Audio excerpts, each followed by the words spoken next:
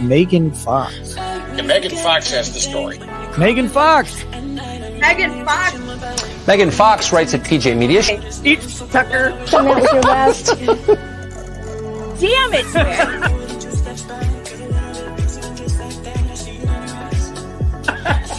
I cried for 2 days. Megan, thank you very much for that. So, I can explain the bed thing.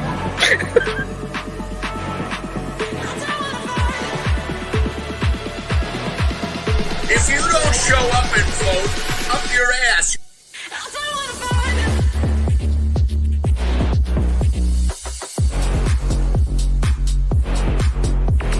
I don't care if you're in the hospital. Crawl to the stake. Crawl there. It's like Jesus going to the temple. He's like, I got a whip. Get out! Get out! The lovely and wonderful Megan Fox. Not that one. Not that one. Not the weird one that drinks blood in his toe thumb.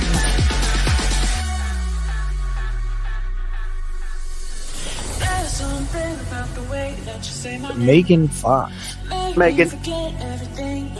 And honestly, Megan, if you don't like it, I'm sorry. She's the devil. Megan Fox. Megan Fox. I've been very nice to you, although I could probably maybe not be based on the way you have treated me, but I wouldn't do that. You've never met a like me. You want to tangle? You want to go? Holy sh! Too much cussing on this. I guess we didn't bleep it, so we got to turn it off. But it's Pissed off the wrong woman.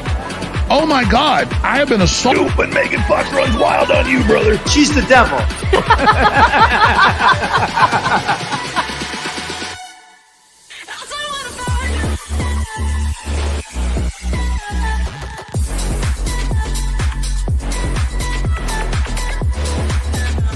Not for publication.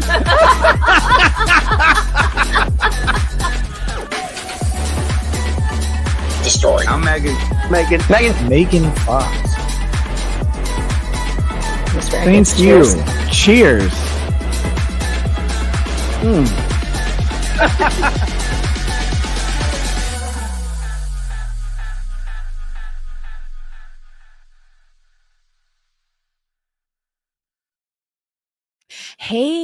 Hey there. Good morning, good afternoon, wherever you are. It's early here. Grab your coffee. It's time. I wanted to do a live stream this morning early because I've got stuff to do with the kiddos. I hate that word kiddo. Why did I say that? I never say that. I have plans with the kids after this. The children. They're not kiddos. All right. Anywho, I have been watching the Ashley Benefield trial, the so-called Black Swan trial, Black Swan murder trial, about Ashley Benefield, who shot her husband, her soon-to-be ex-husband, Doug Benefield, and this is going on in Florida right now. And it is so weird that I have to do a recap on this because it's weird. It's just weird. But speaking of weird, before we get to the trial recap, and I'm going to try and go as fast as I can here because I do have to get out of here, and I may have to do a part 2 of this later. But before we get to that, we have to talk about the Olympics. What the hell is going on? Like, what is going on, France?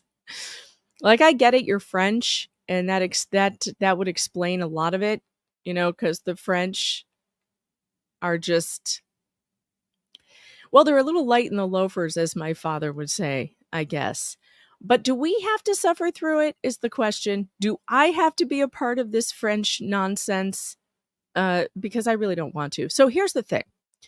If you haven't heard, if you've been living under a rock or something, the French Olympic ceremony, opening ceremony, was full of inappropriate, non-family friendly, half-naked, twerking, dancing, trans individuals, and very fat people, which is strange for the Olympics because I am not aware of any fat tranny sport that is featured in the Olympics. I'm not aware of any fat people in the Olympics except for some of the shot putters, and most of that is muscle. So why they decided to have this Gorlock like person as their spokesperson, I don't know, as the main event, I will never understand. But if you don't know what I'm talking about, I can't show you video because NBC or whatever is just they're taking down everybody who's replaying the video because they're just so proud of it, I guess. I don't know why you would put this person in the middle of the, oh, thank you, Robert, the sumo wrestlers. Well, maybe they could have just used a sumo wrestler instead of this woman whose name is Barbara Butch, and she's like a famous French, gay, Jewish, lesbian DJ? I don't know what that has to do with sports. I really don't. I don't know what it has to do with sports. I don't know what any of this has to do with sports.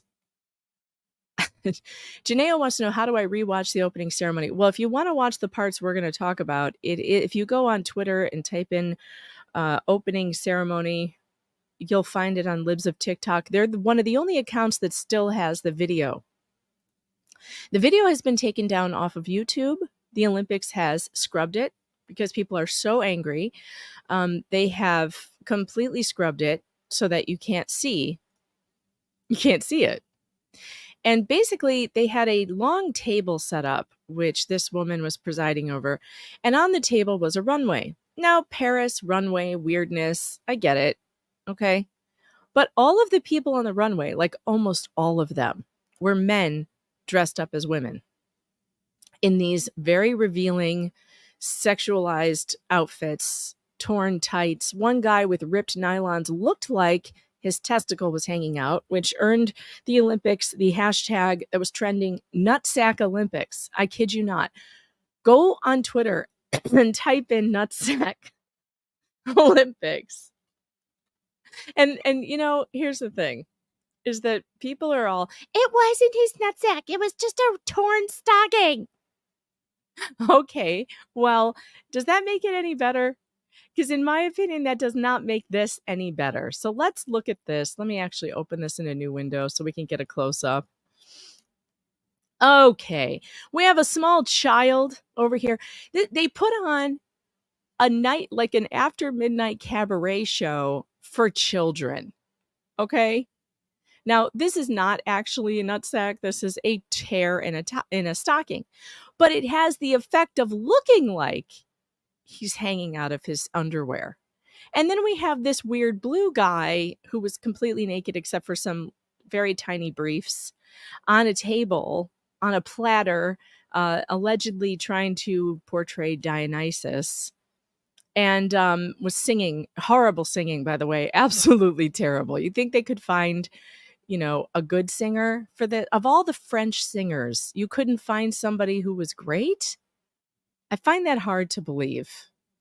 But anyway, behind this guy, right before this guy gets up and starts singing, there was clearly, and I mean clearly, a nod to The Last Supper.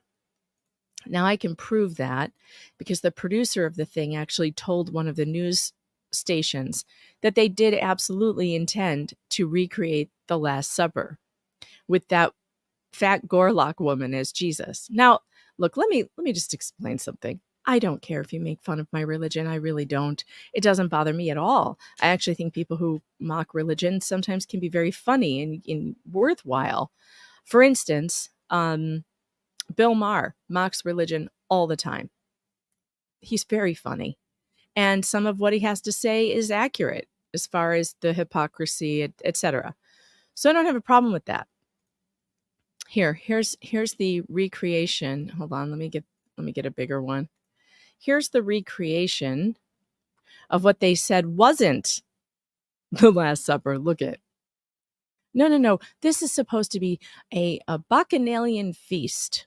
That's what I was told. A bacchanalian feast. But no, it's not. And yeah, they do always go after Christians. They feel very, very empowered to go after Christians, I dare them to do this to Muslims. I dare them to do Mohammedan drag next time. Dare ya. You couldn't get away with it. You know, bombs would go off. Now, I'm not suggesting that that's how we should deal with it. We shouldn't. We should just, you know, I think we should, though, point out how rude they are. This is so rude. This is an event. Like, it has its place, right? Religious mockery has its place in comedy and in other places. However, because it's a free, I want people to be free to do that. However, this is not the place nor the time to mock up billions of people across the world, because the Olympics is supposed to be a unifying event. But I think what bothers me more than the mocking of Christianity is that they knew your children were going to be in front of this. They knew children were going to be watching. This is the thing that bothers me the most. The Olympics ought to always be a family-friendly affair. When I was a kid, God, do I have great memories of watching the Olympics. And the opening ceremonies were always so great. Remember the one, I think it was the Chinese Olympics with the, 5,000 drummers or something. It was insane. It was so cool. But I don't know what this is. But it really bothers me that they think that this is okay for kids. And they had the men who were dressed up as women were not just your average drag queens or whatever. It was highly sexualized. One guy was playing with his nipples. Gross. Gross. Nobody wants to see this. Somebody on Twitter said, I miss it. I miss normal people. Me too. I'm tired of turning on anything and it just being these weirdos everywhere. I'm sick of it. I'm tired of it. Like, be weird. I don't care. But stop shoving it in everybody's faces all the time, especially during an event that is supposed to be for families and kids who look up to these athletes. And also, it was extremely disrespectful to the athletes who worked so hard to get to the Olympics. And now they are being overshadowed by this stupid controversy. And everybody's angry. And that's not what the Olympics is supposed to be about. The Olympics is not supposed to be about being angry. The Olympics is supposed to be about being together, being unified, being, rising above. It's about peace.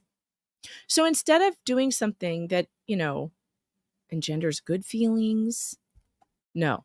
The producers of the show decided to do what they knew was going to make people mad. And for that reason alone, heads should roll. Heads should roll. This is gross. If you guys want to go see, they did issue an apology, but the apology wasn't an apology. It was, we're sorry you got offended. We think we did everything we wanted to do. And we liked it. We're sorry you didn't like it. That's not an apology. That's the opposite of an apology.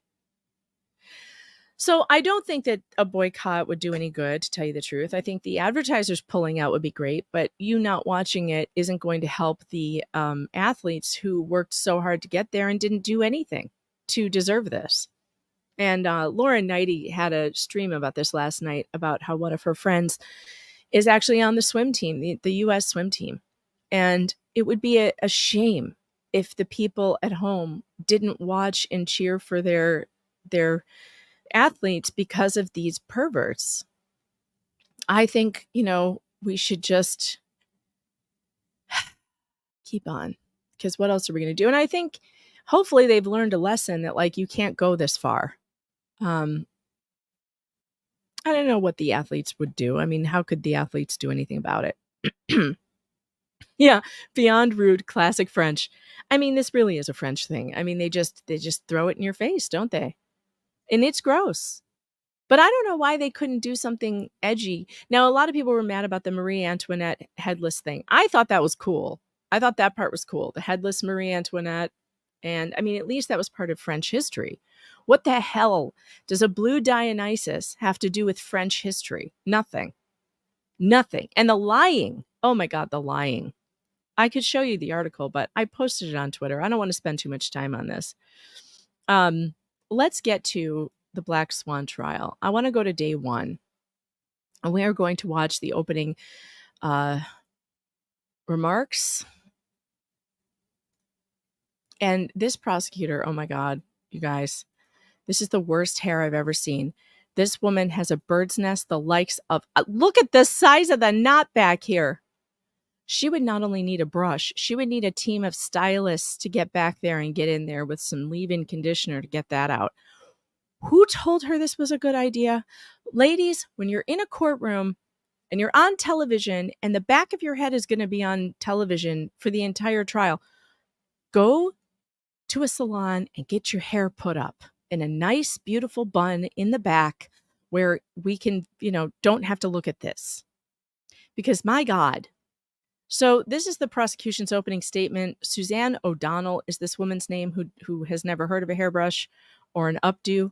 We're going to speed it up a little bit because we have a lot to get through and I do need to get going. So let's do that. Let me turn the volume up. While they were living separate, they were... Now let's go back a little bit.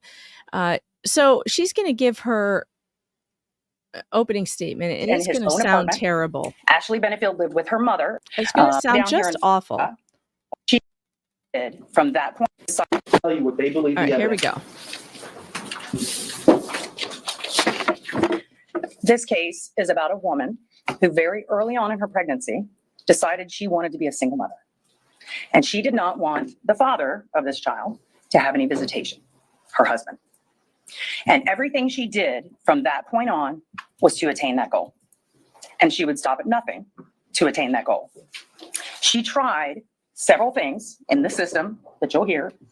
The courts, law enforcement, Department of Children and Families, no one got on her side. And at the end, when there was no other option, she shoots him and kills him and claims self-defense. Now, this couple, Doug Benefield and Ashley Benefield, were married. They had moved to Florida from South Carolina. They lived together in South Carolina. Now, when they lived down here in Florida in Bradenton, they did not live together. Obviously, there were issues. Doug Benefield lived in his own apartment. I cannot stop looking at this hair. Ashley Benefield lived with her mother, Alicia Byers, in a home with their daughter once she gave birth. She had this daughter who at the time was a toddler when she shot Doug. While they were living separate, they were still interacting with each other with the goal, the apparent goal of seeking reconciliation, reconciling this family and becoming a family. They were going to restaurants. They were going to Selby Gardens. They were hanging out at the pool at Doug Benefield's apartment complex. By all images, they looked like they were trying to reconcile. The problem was that is not what Ashley Benefield wanted. Although that's what she was portraying, that's not what she wanted. At the time that this shooting happened, they were planning to move to Maryland. Ashley's mother had inherited a home in Maryland, and they were going to move to Maryland. Doug was also going to move to Maryland. They were going to continue to live separate and continue to attempt to reconcile, but they were all going to move to Maryland together. Excuse me. At the time that this happened, everybody was in moving mode. There were boxes everywhere, furniture, beds upended. They had a U-Haul that they were using together. They had a pod that was in the defendant's driveway that they were putting all of their things into. And every day around this time, Doug Benefield was going to Ashley's home to assist her in putting these things into the pod, putting these things into the U-Haul, because the plan was that she had to work hard to get it to look that bad. Going to pack up in the next few days and move to Maryland and continue to try and work on the relationship. The problem was Ashley Benefield knew that this was a ruse. She didn't intend to reconcile. She didn't intend to try to make this work. We should call her Barbie Marley. Barbie Marley. And the problem was there was a court hearing on September 30th of 2020. And at that court hearing, all of this was going to come out. It was going to come out that she was acting one way when she was by herself, and she was acting another way when she was with Doug Benefield. That she was telling him she wanted to work on things, that she wanted to get this marriage back together. But yet when separate, she was saying she had absolutely no intention of reconciling, did not want him around, and did not want this to work. On the 30th of September, this was going to come out. On the 27th of September, she shoots him and kills him. 3 days before this hearing and 3 days before this information was to become public. Now, there was no one else at the house at the time of the shooting. It was just Doug and Ashley. While Ashley's mother and child lived there, they had gone to the park. As soon as Doug got to the house, Alicia Byers takes her granddaughter and they go to the park. So the only people at the house are the defendant and the victim. And you're going to hear 3 very important things about this shooting. Number 1, Ashley Benefield was the only person that was armed. It was her gun. She had it from before. It's not like she took it away from Doug. It was her gun. And Doug Benefield was not armed. He had no gun, no knife, no club, no weapon of any kind. Number 2, Ashley Benefield was not injured. Law enforcement took pictures of her right after the shooting. And then again, you'll hear in a few days, they took more pictures. Because sometimes law enforcement, they know that bruises sometimes don't show up right away, that it takes several days for these bruises to show up. So they took pictures several days later. And you'll see those pictures and you'll see that Ashley Benefield is not injured. She has some very superficial scratches on her midsection. Who knows where they came from? She had cats in the house, but who knows? But this is the only injury to her. And the third thing is the trajectory of the fatal bullet. Now, he was shot multiple times, but one of the bullets was fatal. The trajectory of that bullet was look at what's going on in here. It's just awful. Oh no. Is my drawing extension gonna... It was not terrible. Doug Benefield was not facing her, coming at her at the time that the fatal shot was fired. Now, as you go through this trial, it's a lot of information, a lot of timeline, but it's all very important to understand the tenor of this relationship between these two people. And it goes all the way back to when they met, back in 2016. That was the end of August 2016, they meet. They were both involved in some political event and they met. 13 days later, they married. Doug Benefield was 54 years old. Ashley Benefield was 24 years old. So there was a 30-year age gap between the two of them. They knew each other 13 days and they got married. Ashley Benefield was very into the ballet, had been an ex-dancer. Her dream was to start a ballet company. And lo and behold, her husband has the money and the connections to get this done. So he begins and she begins to put this ballet company together. This woman is of a certain age where she remembers Aquanet and she still uses it for whatever reason. And it always makes your hair look like this. Big can of aerosol hairspray. Terrible. And they do put a ballet company together. But before it can actually take off, it falls apart. Before they're married even a whole year, so in April of 2017, Doug Benefield has his vasectomy reversed because they want a child. Within weeks or months of the vasectomy reversal. Oh, crap. Why is it stuck? Stop it. The defendant is pregnant. So all within a year of being married, they have done a vasectomy reversal, gotten pregnant, started a ballet, and the ballet has crumbled. While Ashley is pregnant, she decides she's too sick from the pregnancy, morning sickness, and that she needs her mother to take care of her. Her mother's in Florida, in Bradenton, Florida.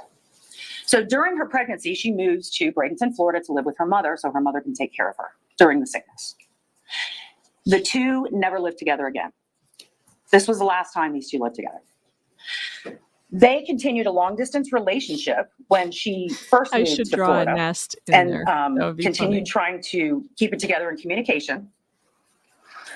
But about the same time as the ballet collapses, right about all of this time, Ashley Benefield starts complaints against the victim. Her complaints are things like, the main one was that Doug Benefield was poisoning her with heavy metals, and her unborn child was being poisoned, that there was poison in her tea, that he was giving her poison. There were also other complaints, domestic violence complaints, different types of complaints, but not once will you hear that she ever said he hit her. Not once did she ever say he choked her, kicked her, anything like that. Even though she's making these complaints, the victim, Doug Benefield, is still trying to make this work. And you're going to see some text messages and hear some things. He's still trying to make this work.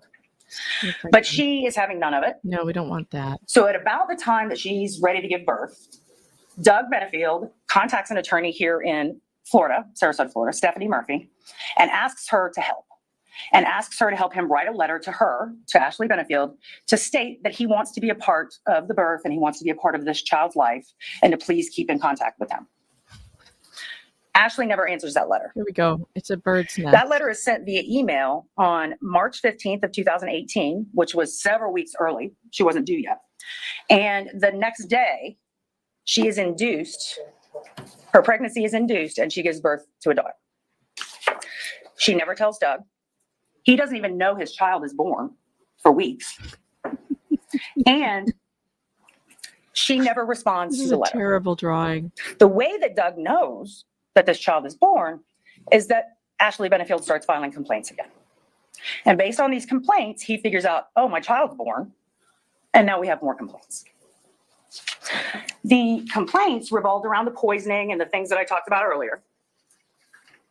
And she filed for what's called a violation of injunction, or I'm sorry, she filed for an injunction. An injunction is our legal way of saying restraining order. So when someone wants a restraining order, they have to go through a process and go to court, and the court has to decide, and you get a restraining order. So that was her process. She was trying to get a restraining order against Doug, and the allegations were what I said to you. At the same time, Doug Benefield had not seen his child, had not met his child. So he did a cross complaint to say, please let me have contact with my child. I've never even met my child. So this was set for a hearing. And it ended up going 2 days. It was long. It was a long process, a lot of witnesses in family court. And it ended up going 2 days. It began in July 30th, 2018, and it finished on September 17th, 2018. And at the conclusion of that hearing, the judge said, no. No, you are not getting a restraining order, and no, you cannot keep this man away from his child. And granted Doug Benefield immediate visitation with his daughter. There we go. He met his daughter for the first time she was 6 months old. Perfect. And at the time when they were exchanging custody, which was at the sheriff's office for meeting the child, all of this animus had been going on. I mean, they had just had these hearings and all of this. And at that first time sharing, that's what they call it nowadays in family courts, time sharing. At the first time sharing, Ashley starts becoming very nice to Doug and says, I need to basically, I'll go with you for the visitation. And that's what they do. The family goes off for visitation. And that begins approximately a year, of basically them working on the relationship, going out to restaurants, doing things, hanging out together as a family. About a year. Now, Doug never moves in with Ashley. He keeps a separate residence. But after almost a year, so around August of 2019, criticize my drawing skills. Ashley just stops talking to him. Just stops. And that's about the time Doug files for divorce. He finally says, okay, we're getting a divorce. Then what you'll hear is that the defendant started a whole new set of complaints. Yes. You will hear that she was involved in 5 different complaints, all revolving not around her this time, but about the child. Because now Doug has visitation with the child. So now these allegations are that Doug's abusing the child. And look at how these curls over here don't move. They move as one. It's so weird. It's terrible. The allegations are that Doug's abusing the child. What you'll hear is that not one of these charges was ever prosecuted. Not one of these charges ever left law enforcement. So the defendant now has tried these 5 complaints after Doug filed for a divorce. Law enforcement's not helping her. No one has said that Doug cannot see this child. So there's still visitation going on. And in this meeting of all these people, it was decided that Doug and Ashley Benefield will go for a psychological evaluation. So they do. And they go to Dr. Broder, and Dr. Broder does a very extensive psychological evaluation. And he meets with them together. He meets with them separately. He meets with them with the child, whose name is Emerson, by the way. She's a little girl. And at the time of the shooting, she was about not yet 2 years old. During this evaluation, and what you'll hear from Dr. Broder is that Ashley Benefield acted very different when she was with Doug and when she was not with Doug. When she was with Doug, it was, we're moving to Maryland. We're going to work on our relationship. We're going to try and make this family work. When she's not with Doug, She's saying, no way, no how. I do not want this. I don't want to reconcile with him. And to Doug's knowledge, all he's hearing is, I want to reconcile. So that's what he knows. That report was coming out at that hearing on September 30th, 2020. So September 30th, 2020, Ashley knew the ruse was up. Now, there had to be a request from both sides, the husband and the wife, to release this psychological report. And at one point before the hearing, Ashley Benefield tried to get Doug to drop that so the report would not get out, would not be released. Doug refused. There's a new poll. How would you fix the prosecutor's So that hair? report was coming out on the 30th and on the 27th. 2 She hairbrushes, kills him a in plain wig, self-defense. or an electric razor? Now, you're probably going to hear a lot of information about Doug Benefield. Probably some negative things, not so nice things. I would just ask you to remember who's saying them and why. Just because someone speaks words does not make it true. So use your common sense as you go through this trial. This is a long story with a lot of information, but you'll see that this was a custody battle that this mother was going to win at all costs. And the cost was the life of Doug Benefield. And that is murder. Thank you. All right, Julio, thanks for the super chat. Says this bitch and squeaky wheel on Rumble. I see you over there in the Rumble Ghetto. Sent a $5 Rumble rant. The correct term is shame. The opening ceremony should be shamed. Yeah, I agree. All right, we are not going to listen to the defense's opening statements because basically to recap, he says Doug Benefield was an abuser. She was trying to get away from an abuser. She was careful around him because he was abusive. And yeah, and that's that. So the way the prosecutor made it sound, she made it sound like Ashley Benefield was this very calculating woman who like used this guy who was older than her to, get pregnant and then wanted to be a single mom. Now, I have a problem there. Who wants to be a single mom? Anybody? Is anybody like, oh, I really want to be a single mom? Not saying it can't happen, but that is a really strange thing. And you're going to think after she gave that big speech about how she has all this evidence that we're going to hear some evidence. I'm still waiting. And the state's case is closed, by the way. So here's Doug Benefield's brother. And you would think that we would get some information here that like, oh yeah, my brother was absolutely great. And this woman is a calculating bitch. But that's really not what we get from him. So let me see. We may fast forward through some of this. My name is Judge White. I'm going to be presiding over this case. Oh, and there's another weird thing here. So I guess Ashley Benefield may have worked for the Trump campaign, and so did Doug in Florida. That's just kind of a side thing. So there's like a political connection here, but they don't really get into that. You said just make yourself comfortable in that chair. Get about 12 to 15 inches from that microphone. It adjusts up, down, left, right, however you need it. Speak in a loud, clear voice, we'll hear you. Yes, sir, I will. Good morning. Good morning, Suzanne. Please state your name. Tommy Douglas Benefield Jr. Can you spell those? Yes, ma'am. Tommie. I'm going to speed up even more. Middle name Douglas Douglas.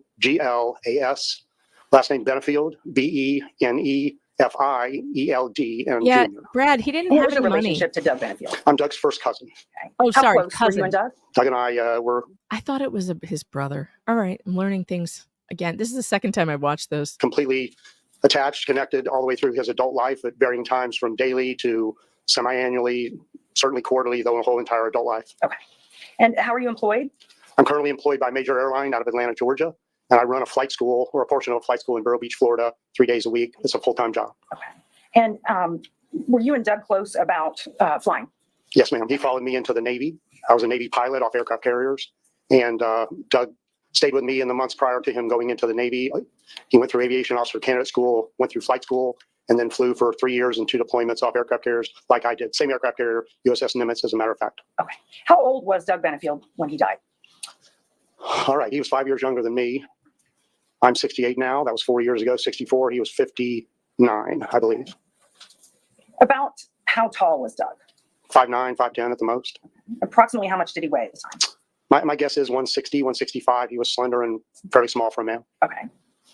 And before Doug moved to Florida, where did he live? Before he moved. Before he moved down here to Bradenton, Florida? Where did he live? Okay, I'm sorry. I had to pick a year at that point. I'm sorry. God's sake. He had a home all the way up until his death in Mount Pleasant, South Carolina, just north of Charleston. None of this is Yes, ma'am. And then he rented the house none out. of this with is three- material. His mother. Yes, ma'am. Okay. And I'm sorry, can you say that date again? Okay. When did you first meet Ashley? I met Ashley in the spring of 2017. I believe the date was either March 14th or April 14th. And did you know about Ashley before you met her? No, ma'am. Okay. How did your meeting come about? I was flying for Southwest Airlines as captain at the time. They changed my schedule like they do many times in the airline world. And I ended up not overnighting in Baltimore, Maryland, and they sent me to Charleston, South Carolina. Because I was going to Charleston, I texted Doug and said, hey, I'll be in to Charleston tonight. I'd like to have dinner. And he said, great. Text. Okay. During your conversations, did he mention the name Ashley? In the second text chain, which is entered. I'm asking because I can answer the question, ma'am. When I arrived in Charleston, I texted Doug, and his text to me specifically was. and you can't speak about what Doug said to you. Okay. But during the text messages, did he indicate to you there was a female involved? Yes, that's the first mention of Ashley to me, that we were not going to have dinner at the airport, and that I was to take Uber up to Mount Pleasant to meet them. Okay. And was that at their house? That was at Doug's house. Yes, ma'am. 701 Preservation Place. Doug's house at the time. And how long were you with them, the two of them together? 4 to 5 hours. We started at the house. We ended up going back to my hotel, getting a piece of medical technology, medical device that I was a master trainer in that device. We had dinner together at a pizza restaurant across from the hotel, and then went back to my room in the hotel, the three of us, and certainly 4 to 5 hours that day. And during this time, did you have multiple conversations with both of them? We had conversations about everything, especially about how they met, Okay. starting at the house, ending at the hotel. And what did Ashley say about how they met? She talked about how they met at a political event, a meeting, where Doug and his business investors were. Personal knowledge. Defendant's statement. Yeah, overruled. You can go ahead. Both Ashley and Doug told me about how they met the first night at a political meeting, how Ashley had reached out to him before that meeting. They showed me text messages between them for the 10 days between the first meeting and her second meeting with him up in Charleston, Mount Pleasant.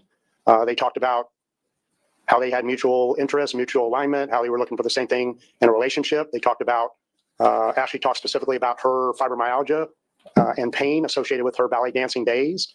Ashley talked about her mother, her upbringing, about her father, about the separation there. Okay. Do you have an objection? Yes, sir. On the basis? Yes, sir. It's It's my understanding this is the defendant's statement. Yes. Overruled. Okay. Let me stop you there. So This is the beginning of the judge hating the defense and siding with the prosecution almost 100% of the time. And this is one of the most aggressive prosecutors I've ever seen in my whole life. I've had a hard time following this trial because as soon as the defense attorney gets up to ask his questions, he can't get through one question without having a sidebar from that woman. And I'm sorry, if I'm on the jury, wait till we get there. It's unbelievable. If I'm on the jury, that is going to piss me off because I think the prosecution doesn't want me to hear something. They don't want me to hear what the defense has to say. And so they keep interrupting and keep interrupting and keep interrupting. And the judge keeps siding with the prosecutor. And so the jury doesn't get the defense's information ever. And if I'm on the jury in that case, I'm like, what are they hiding?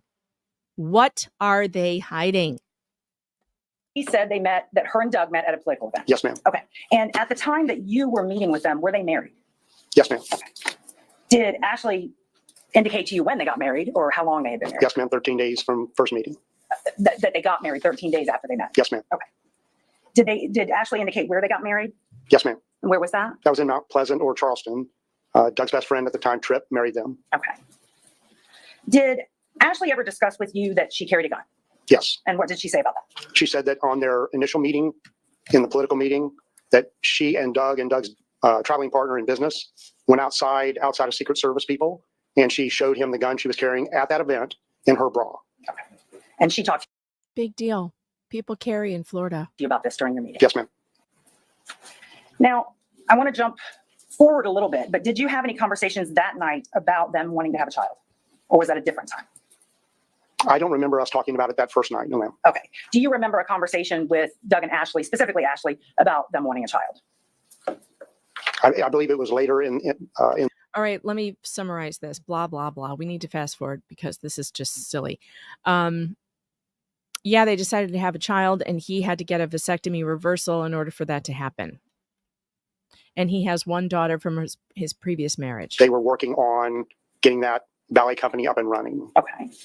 And was this going to be a large endeavor? Several $1 million, yes, ma'am. Okay. Up to 40 dancers were hired. Yes, ma'am, large endeavor. Okay. And do you know what Doug's role was in that? In your discussions with Ashley, did you find out what Doug's role was? Doug and Ashley talked about it on the first night I met her, about how they founded the ballet, how Doug did the online limited liability corporation work, founded the name, resurrected that name, how they worked together to try to build a ballet that was diverse and open to more than one body size, body shape, body color. That was the philosophy of the ballet as they explained it. That was Ashley's dream. And how was it funded? It was funded several ways. A number of Doug's business partner. Oh, no wonder why it failed. It was a diversity ballet where they put fat people in toe shoes and think people will pay to watch that. And it turns out it ends up looking like a scene from Fantasia. You know what I mean? You know what friends scene. And Doug himself invested money. They had a major, let's say, arts benefactor in Charleston, is a personal injury lawyer who was going to be the primary major donor.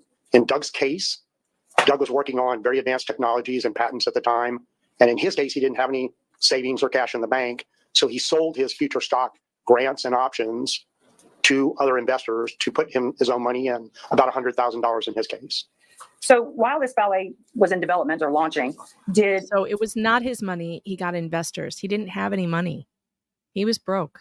Ashley ultimately become pregnant? I know you said she became pregnant several months later, but I'm just trying to get a timeline. Yes, ma'am. So in February of 2017 are the records and what they told me about founding it. I met her in maybe a month or two after that on that Charleston overnight. They held the first ballet event, and I was invited in May of 2017. Once again, single parent, I wasn't able to attend. She got pregnant in July, and we talked about that multiple times. And the next month in August was the large launch, which me, my business partners, my veteran friends, supporters of Doug all went to Charleston for that major launch in August. It was at a place, I'm sorry. And at that time, was Ashley pregnant in August? She was pregnant. I don't remember if she knew or not. It was okay. 1 month after the pregnancy was Emerson was conceived. And at some point, did Ashley move away from the South Carolina home? Yes, ma'am. We had the August ballet big launch. 2 weeks later, Doug moved Ashley down to Ashley's mother's home in Lakewood Ranch. Drove down one day, dropped her off, and drove back the next day. That's late August. And what was the understanding?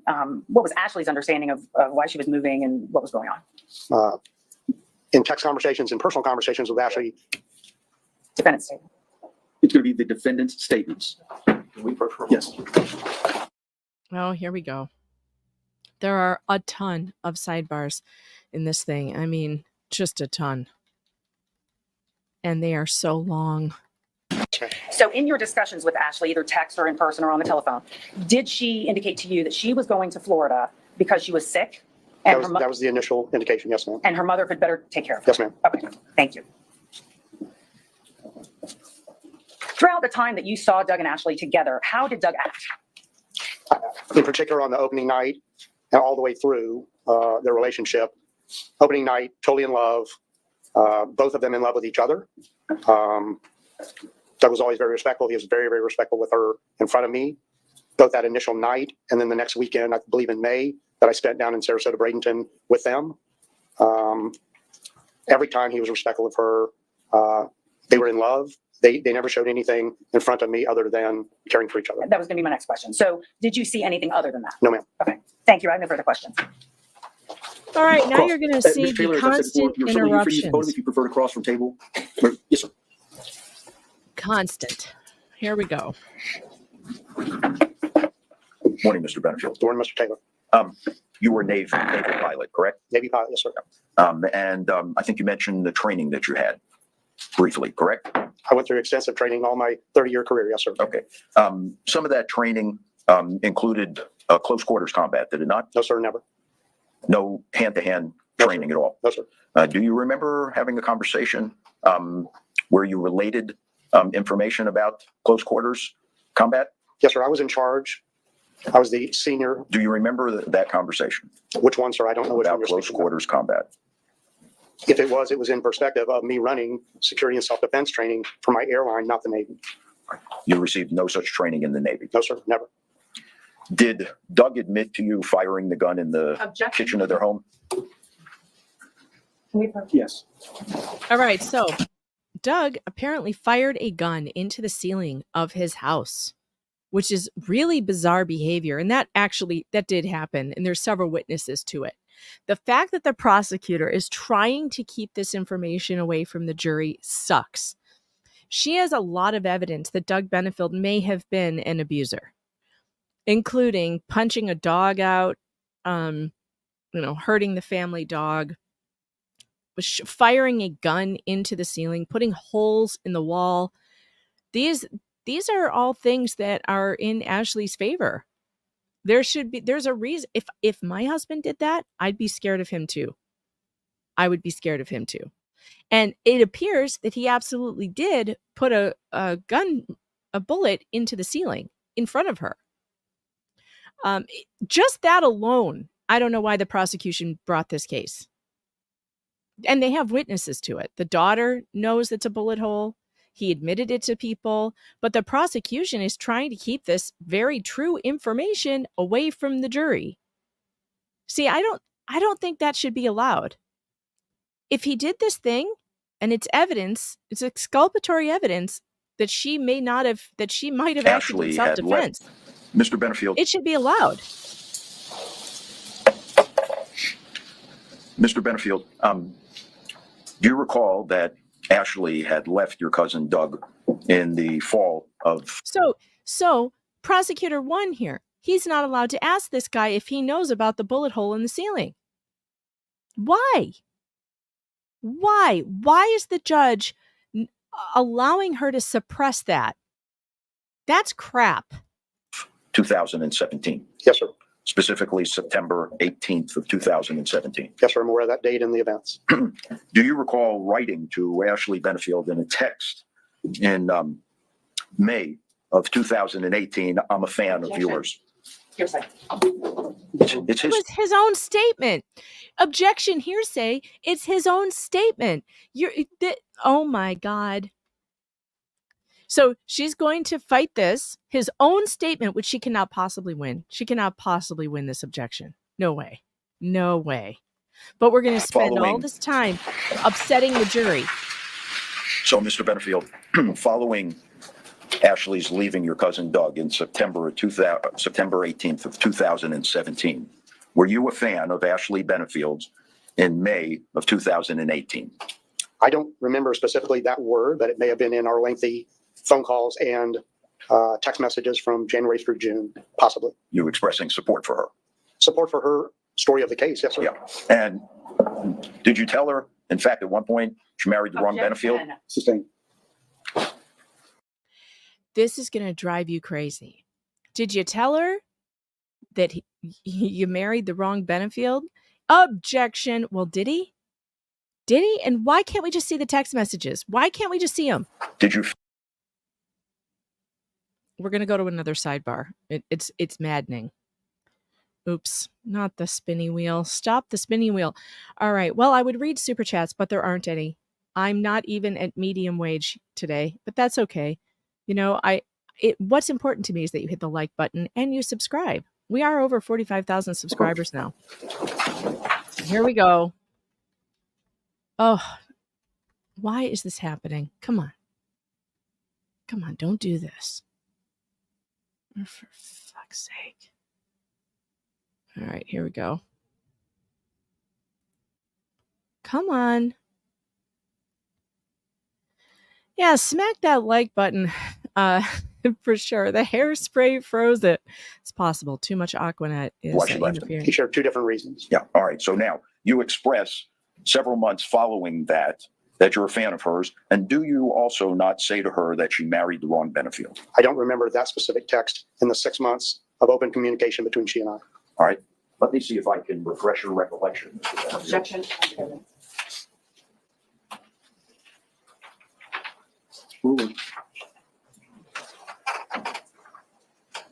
May I approach the witness, Your Honor? Yes. Let me see what you're showing. Sure.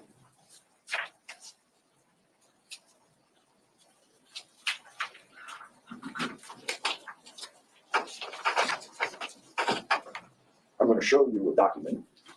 Why don't you take a moment and look at it and tell us if that refreshes your recollection as to whether or not you suggested to Miss Benefield she'd married the wrong Benefield. We need to get these texts on the record. It does not say anything about marrying the wrong Benefield. Does it say? Objection. Hold on.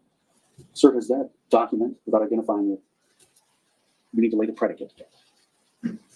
Mrs. Benefield, is that document reflective of a communication that you shared with Miss Benefield?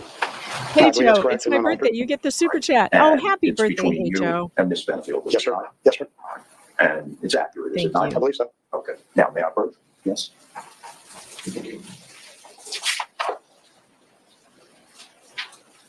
Can you say thank you, wrong Objection. Benefield? Yeah, approach, Mr. Computer. Say, Oh my God, here we go again.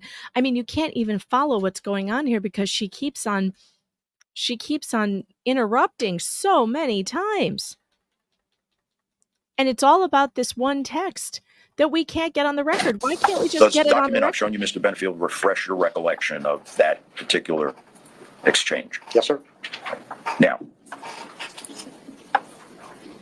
Thanks, would you Billy tell Marie. us, your recollection having been refreshed, whether or not, tell us what your response was to Thanks, Jill. Ashley's Also, text. Jill over there on Rumble. I got your This is 6 Cash months, App. and you want me to just focus on Just tell us what one your, line? Is that Mr. what correct, Benefield, Mr. Taylor? just tell us what your response was to Ashley's text, your recollection having been refreshed. Weird how he won't say it. Ashley says in the text, Mr. Benefield, sustain. please No, what tell us you what said. your response What to you Miss said. Benefield's text was, now that your recollection has been refreshed. there are multiple on the page, sir. Mr. Benefield, Tell I think him. you know what I'm referring to. Would you Oh. please answer my question? I would like to answer it as it pertains to what she said. I didn't ask you what she said, Mr. Benefield. I asked you to please tell us, your recollection having been refreshed, what you said. Would you want me to read that? Judge, I would object. We do not need to be reading from the document. Deputy, would you Look please at take her. the jury to the jury Look room? at her. Look at her. Do not read it. Don't you read it. Don't you dare read it. What is she so worried about? If you have the truth on your side and this woman is a cold-blooded killer, well, then you should let the evidence come in as it is. What is the evidence? If you could give us 5 minutes, I appreciate it. Remember, please don't begin your discussions and deliberations amongst yourselves. You can And now use your phones if you the need to judge is contact people, but don't talk about dismissing the cases with jury. anyone else. Jury questions that have been asked of you with anyone Let's do that. was The wrong Benefield. the wrong venue. Now we're going to hear what it says. Was, did you tell Ms. Benefield that she married the wrong person, The wrong Benefield. the wrong Benefield?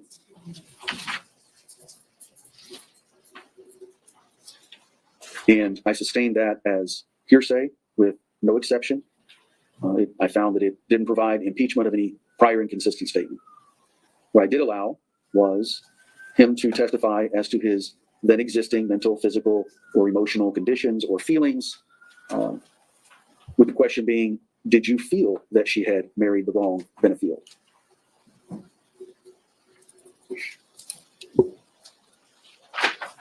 There was then the attempt to use these text messages that I still have not seen. I don't know what the substance of them was, but where we were was my understanding, and what I heard was the defense was attempting to refresh the witness's recollection. And what I have said is it sounded like it started to morph into some mix of impeachment and refreshing recollection and some elements of introducing a past recollection recorded. And that's where we're at. So state your objection. My objection, first of all, is the predicate has been laid to refresh recollection. But then the witness has not been asked what his recollection is, other than to read it off of the paper, which is commingling past recollection in either past recorded or something of that nature. I think we're commingling the two different things. And if this witness needs to be asked, if it refreshes his recollection, then he can be asked that question without reading the document. I would object to any reading of the document because it is extrinsic evidence if it's being used for impeachment. I do not believe his state of mind is relevant to a material issue in this case. I think the defense is trying to say that it goes to bias, but I'm not quite sure how that fits into it. So my objection would be it's improper refreshing recollection. It's improper impeachment. It's also improper prior recorded recollection, and I would object to that being testified about. Your response, sir? Yes. So as succinctly as I can, Your Honor, he's a creep. He acknowledged being a creep, and the jury will conclude he's a creep. It goes directly to his... All right. Thus begins the judge's hatred of the defense attorney. He's like, he's a creep, and the jury's going to know he's a creep because he's creepy, and he sent that creepy text. his character and his bias. And that's why, after he said, yes, it was accurate, I recall it, he cannot bring himself to say it. And the reason he can't bring himself to say it is because he knows that all these women on the jury are going to know exactly what he was referring to. So I am trying to impugn his credibility after listening to everything that he had to say to set up the state's position about how this relationship was so lovey-dovey between Miss Benefield and Douglas Benefield, and what a wonderful relationship it was. Here, we now have this witness very begrudgingly admitting that after Miss Benefield leaves Douglas Benefield, and she leaves the letter, which I know the court has seen because I attached it as an earlier exhibit to a motion, he's still supporting her. And he's not only supporting her, but he's telling her she married the wrong Benefield. Now, in my world, Your Honor, based upon the rules of evidence, I am entitled to go after his credibility, which he has put in question by virtue of taking the witness stand and becoming a witness. I did it the way the court wanted. I asked the magic question, does this refresh your recollection? He said it did. Now I want him to tell me, in response to my question. Just like Officer Proctor, Trooper Proctor, had to read his own text messages, and he was not allowed to spell the bad words, this man should have to read his text messages too. I mean, why is it any different? This woman is on trial for her life. This is a murder case. This is not some civil case. This judge really pisses me off with this. Did you tell Miss Benefield she married the wrong Benefield? And he cannot bring himself to acknowledge it. He wants to talk about anything else but that. And I think, Your Honor, anything that I'm capable of showing where this witness, Doug Benefield's loving cousin, Tommy Benefield, where this witness showed his support for Ashley Benefield after she left Douglas Benefield, goes directly to his credibility. You can't get up there and testify to all of these things about how wonderful this relationship was, and then on cross-examination have to acknowledge that you were still saying you're a fan of Miss Benefield's after she leaves him, knowing the reason she left him. I intentionally didn't go into the reasons to try to be straight with the court. But now I'm attempting to impugn his credibility. And he knows it, Judge. He's looking at me like a deer in the headlights. I'm going to allow you to respond. I previously mentioned about confining arguments to legal and factual bases. I am also going to direct both sides to refrain from vituperative ad hominem attacks. God, I hate this judge. I hate this judge. He doesn't want the defense attorney to call a witness a creep. Welcome to America, sir. The defense attorney has every right to call this man a creep. He is defending his client from a murder charge. And if he wants to characterize a witness as a creep, because that's part of his defense, yeah, I'm sorry. You don't get to say he can't do that, I don't think. It is great. And anyway, the jury's not even in the room. So the judge is now, he's chastising him for calling him a creep without the jury in the room. I don't think we need to resort to name calling. I think it's inappropriate and unprofessional to refer to a witness as a creep. What if the witness is a creep? But Your Honor, what if he is a creep and I can prove it? All right. With that said, go ahead for your response. The first thing, Judge, I don't know if you have the copy of the text message up there. The judge could give it to you. Nowhere in there does it say she married wrong Benefield. That is not what it says, first of all. Yeah, in her defense, it doesn't say that. It says wrong Benefield. But it's completely out of context. And the only way to read it is like, you married the wrong Benefield. But it just says wrong Benefield. I don't think he's saying like you got the wrong person. Like, you know, you texted the wrong person. He's basically saying you married the wrong guy. And Second of all, Tommy Benefield never said that anything about the relationship and the tenor of the relationship once she left. He said, when I saw them together, they looked fine. Just because that changes down the road and he knows they're having problems, I am unaware of how that affects his credibility. He can clearly see that they're having problems later on down the road. I don't see how. Well, why didn't you ask him about that? How come you didn't ask him about that, ma'am? Bird's Nest Barbie. Why didn't she ask him about, did he see this relationship change? She didn't. She cut him off right after they were in the honeymoon phase and they were just so happy. She didn't ask him a single thing about after they broke up. She didn't ask him what was the relationship like? Why did they break up? So now that the defense attorney is doing his job, she's going to complain that he's doing his job.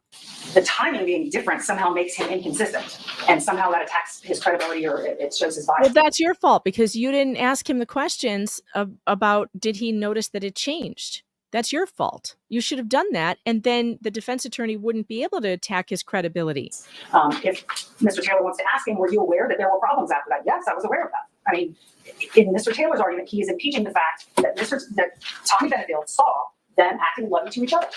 If that wants to be impeached or explored, then ask Mr. Benefield if he saw them after that or knew that they were not loving and having that type of relationship.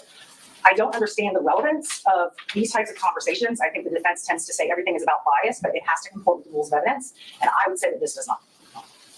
Dang Well, it. thank you She very much. moved. So my ruling earlier was Oh, I can move that stuff around. these statements by Mr. Benefield towards the defendant were hearsay. I wasn't aware of any exception that would allow them. They appear to be offered for the truth of the matter that is asserted. So Oops. I didn't allow them on that grounds. I didn't mean to do What that. I allowed was the defense to ask, because there had been testimony by Tommy Benefield that they were always respectful to each other. You never saw anything except care for each other, and they were in love both ways.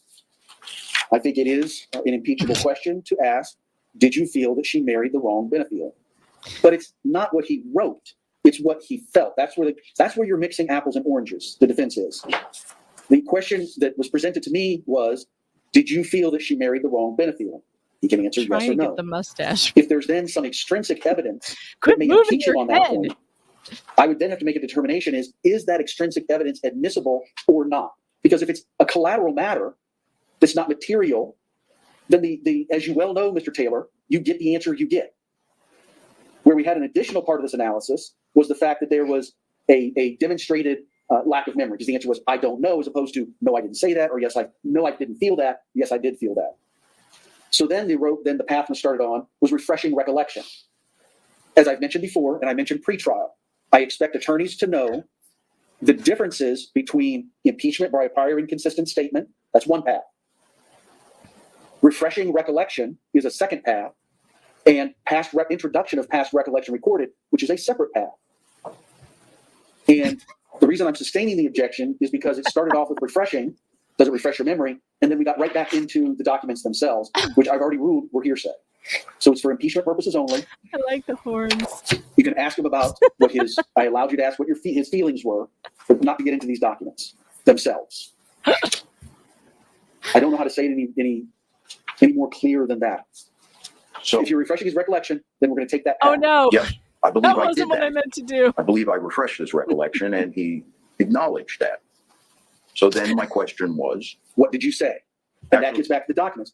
If he says his memory is refreshed, you take the document back, or whatever the thing is that you use to refresh recollection is to be retrieved.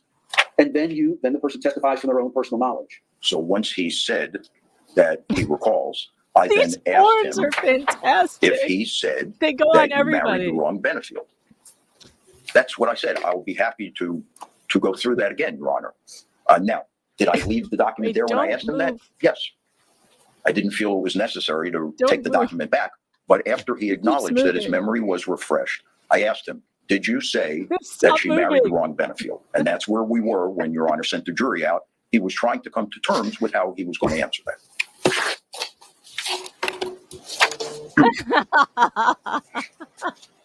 I love how the horns just keep getting on everybody's head. The cameraman is helping me out. Oh God. The other text, Your Honor, is just indicative of continued support for Ms. Benefield. It hurt too. Oh no. Oops. The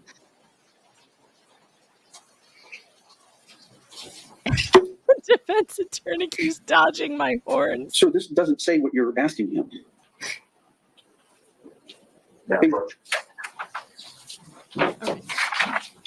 Thank you, wrong Benefield. Ms. Benefield says, that's very cool. You should be so proud of what you were doing. His response is, thank you, wrong Benefield. What that means, Your Honor, what that suggests is, look at the thank judge's you, face. you should have been with me. Sustained.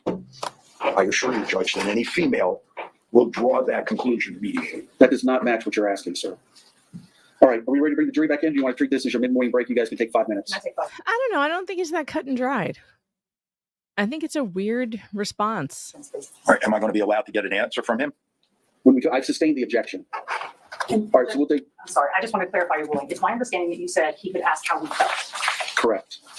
The last objection was the questions were going to, what did you write? What did you say in your text messages? Sustained. And then, so, okay, thank you.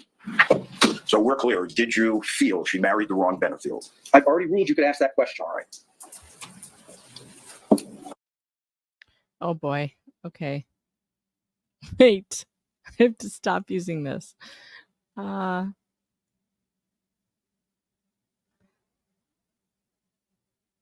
Following that, you. It took a long time for him to get here earlier too, so we just need our witnesses ready to go. They need a room for the state attorney's office witnesses down there because the press has. Oh God. All right. Whatever. Stop doing this. Why is it doing this? All right. I don't think anything else happened with with this guy other than he was forced to admit he knew they were having problems. Okay, now comes the daughter of Doug Benefield. Can you repeat the question? I'm sorry, it wasn't a good question. Whenever she had a disagreement with you, how did she act? It was almost temper tantrum like. It was Objection. Impermissible character evidence. What she said before this is that her dad met this woman and got married really quickly and didn't tell her he was getting married, and they just like dropped it on her, which is really weird behavior. It is. It's strange behavior for her father. I don't know how you blame the father's girlfriend for the father not telling his own daughter that he's getting married. Again, red flags on Doug Benefield here. Character evidence. Overruled. Okay, so it was temper tantrum like, and you didn't sound like you were finished. What were you saying? She would go directly to my dad and tell him that I wasn't obeying. Okay. And did her reactions to you seem to be on the level of the situation, or did she get more angry at the situation? Usually they were overreactions over small things. Okay. And how about interactions with your dad? Did you ever hear her argue with your father? I heard her strongly voice her opinions over and over and over again. Okay. Now, you said over and over and over again. Is that something that you heard on a regular basis or something you only heard once? It was on a regular basis. Okay. And when she was voicing her opinions to your father, was he ever reacting to that? No, he would just sit quietly and listen.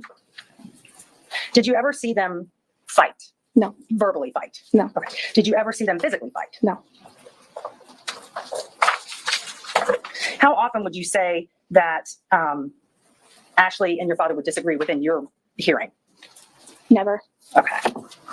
You said if Ashley was trying to get her point across that she would go on and on about that? Yes. Okay. So you don't term that as a disagreement? No. Okay.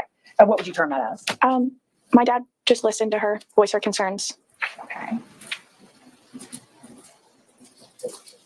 Did you ever hear your dad at any time yell at her? No. Did you ever hear your dad do something or say something that was controlling to her? No. Did you ever see or hear your dad threaten her? Objection. Leading. Overruled. Did you ever see or hear your dad threaten her? No.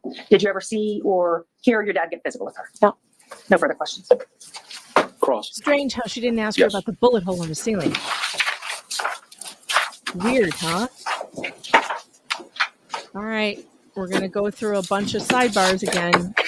Notice how the defense attorney hardly ever objects.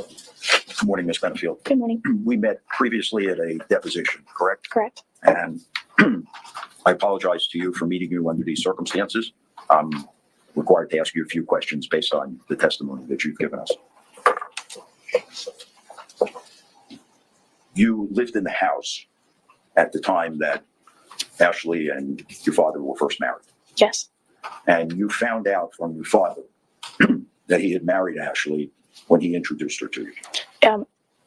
It wasn't when I was first introduced. It was a day after. So the day after, you said? Yes. Okay. So your mother had passed away approximately 8 months earlier? 9 months. 9 months earlier. And your father, with no advance knowledge, came and introduced you to his new wife? Yes. There was a hole in the ceiling of the kitchen in your home, correct? Correct. You know what that hole was, how it got there? Objection. Calls for hearsay. I don't know if it will or not. I would prefer the question not be asked. I would prefer the Yes. question not be asked. Is that even a legal objection? Did you hear that? Did you hear that? Let's go back.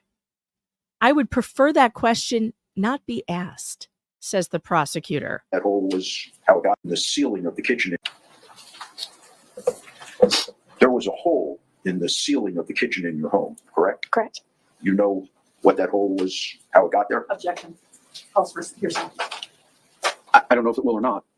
Calls for hearsay. It's her own knowledge. And then the judge says, I don't know if it will or not call for hearsay. And then she goes, I would prefer, listen to what she says next. I would prefer the question not be asked. I would prefer, Judge, I would prefer that the question not be asked. If you know what I mean. Okay. Can we approach? Yes. And then the judge goes, okay. Okay. What the hell? And now we're going to sidebar.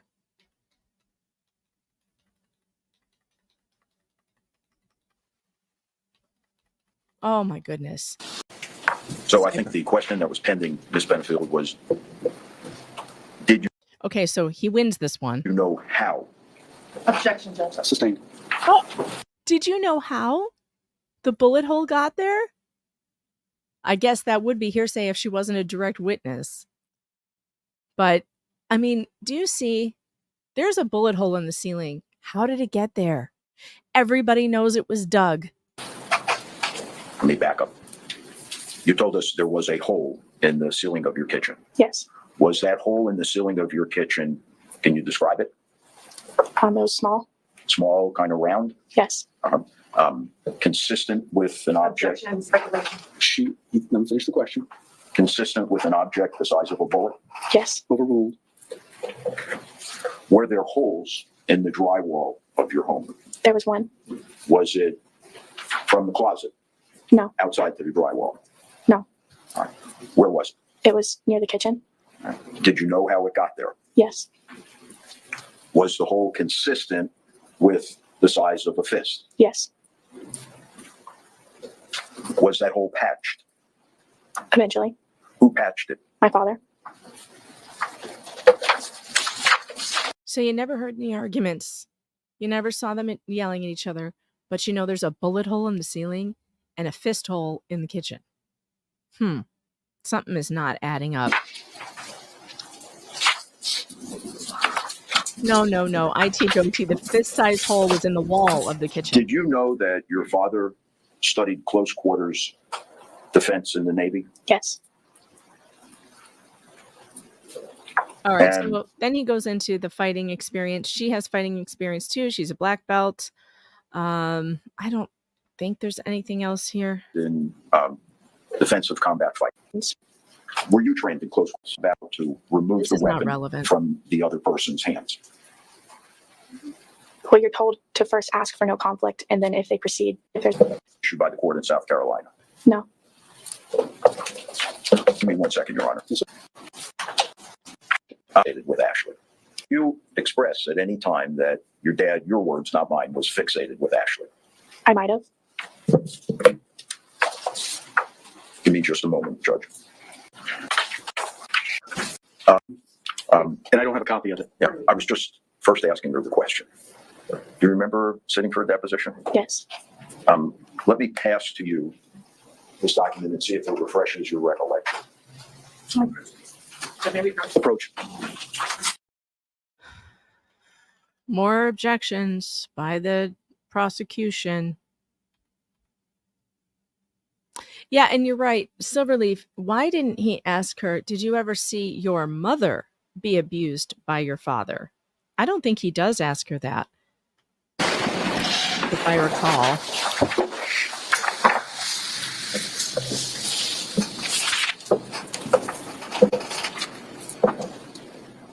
The word that you had used to refer to your dad's interest in Ashley was what? Well, when are you referencing? In general. Was the word fixated? Was that the word you used? Yes. That's all. Right, redirect. No, thank you. All right, can this witness be released? Yeah. Okay, yes, but no, so no. All right, Ms. Benefield. Now listen. You've not been released from your subpoena, all right? And the rule of sequestration has been invoked. What that means is that you can't be in the courtroom anytime that there's testimony being given or evidence being presented. Because this is being shown on TV or... Which is unusual because she's a victim. Normally they let the victims, even if they're witnesses, be in the courtroom. But he's telling her, you're not released. You may be called back. You're not allowed to talk to anybody, and you're not allowed to be in here. The internet or something. You can't watch it outside of court. You can't watch what's going on inside of court. You can't be inside of court. You also may not discuss your testimony with any of the witnesses or any of the attorneys. Better practices don't talk about it with anybody else. And none of the other witnesses nor the attorneys can talk with you about what's going on in court. We're going to come back to this because she's not going to obey. Understand all of that? Yes, sir. All right. And again, you're not released from your subpoena, so you need to remain available. Okay. All right. But for now, you're... All right, let's move on. Oh, God, I hate this spinning wheel of death. All right, Right, so I we'll give think you they about an take a hour, break hour and 10 for minutes if you want to go lunch. somewhere. Certainly, there's plenty of places. If you haven't been to downtown Bradenton for a while, there's plenty of places up and down Main Street. Ashley Benefield and her mother, Alicia Byers. I did. Do you still live Oh, at that this same is the address? neighbor. Do they still live at the same address? Okay, so I can recap this without us listening. The neighbor's testimony is that he was at home on the day of the murder and Ashley came over banging on the door. She had a gun with her. He let her in. He put the gun on the floor behind the door. She told him she got into an argument with her husband and she shot him, and he calls 911. The 911 call is played. She sounds very upset. I mean, she is like wailing in the background, but it's really kind of hard to hear. And then the cops come and there's police testimony. We don't really need to hear this. It's not that interesting. It's just about finding the body and he's dead. A guy tried to do CPR, but it didn't work out. Crime scene technician. We all know what happened. She shot him. All right. Now, let's go to day 2.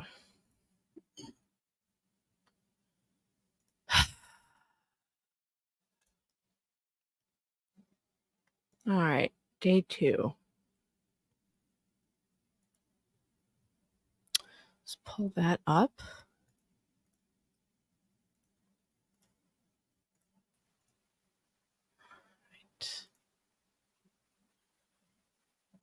Yes. Ma'am, you're released from your...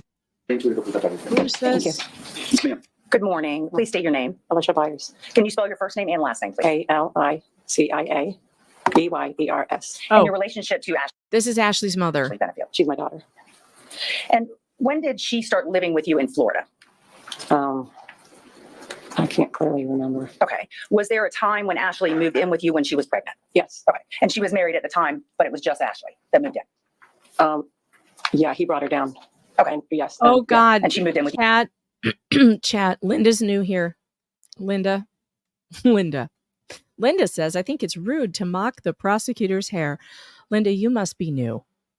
If you think that's rude and it's unpleasant for you, there are a bazillion other YouTube channels you can go and watch. But do not try and shame us for mocking the prosecutor's terrible hair. That's what we do here. Half of this program is about hair. Literally.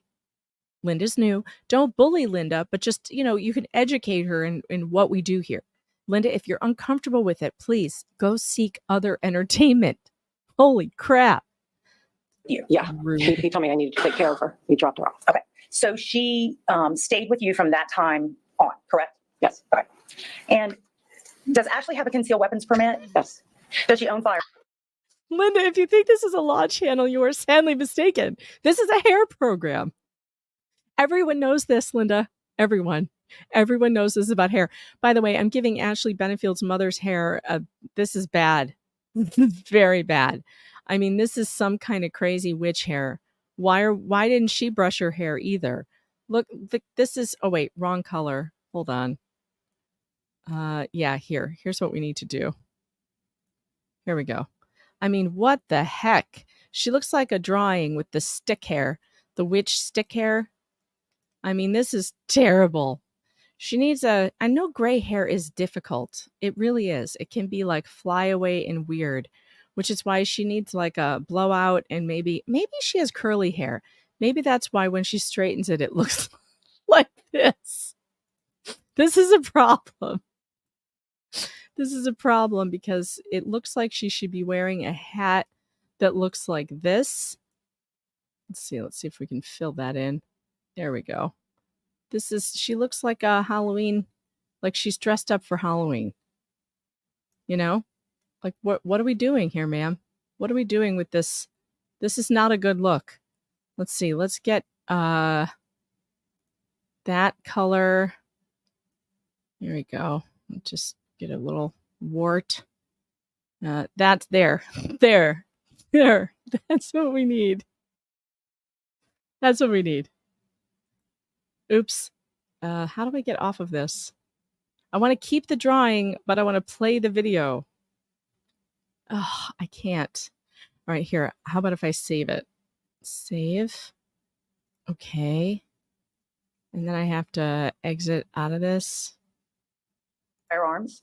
She doesn't now, no. Did she own firearms? Yes. There we go. How many? 2. I think. Yeah, 2. Did she ever go to the firing range or Yes. I'm sorry. Yes. Okay. How frequently would she go? Well, we did all the courses to get the concealed carry, and I don't remember. Okay.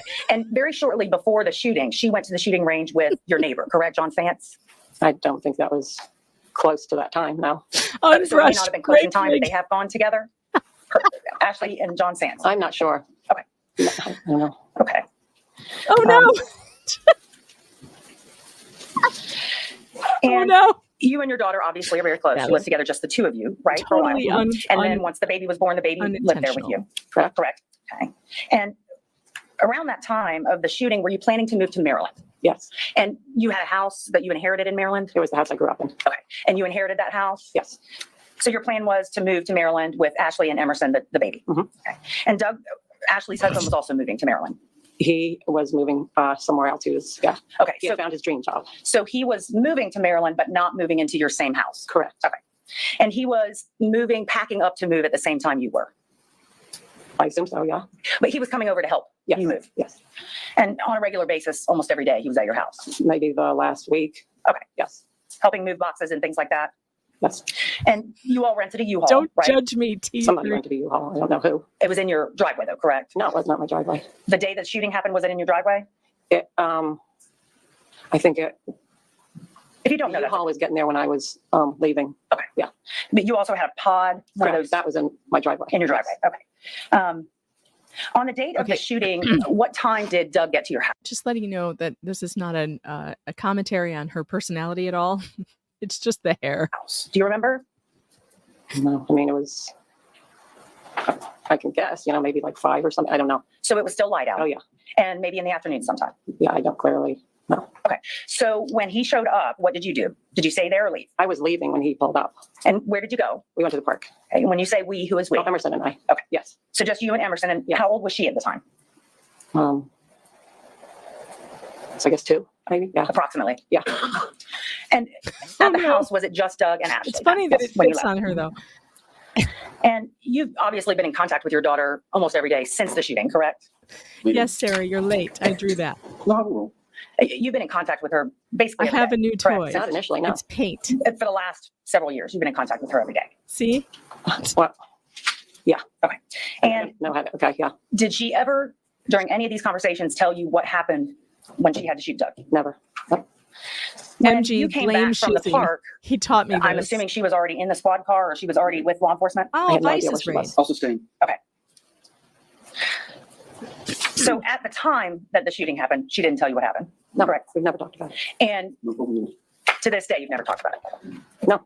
Thank you. No further questions. All right, here comes the now. She's moved a little bit. Darn it! Come back. Good Oh morning, Ms. no! Byers. What happened to my nervous? thing? Yes, very. Oh no! Scared? Yeah. All right. Oh, I Just screwed try to something relax. up. If my questions aren't clear, please just ask me to repeat it. Okay. Oh, there it is. Was there ever a time when you and Ashley resided here in Bradenton, in the home, that Doug Shoot. lived in that house? Never.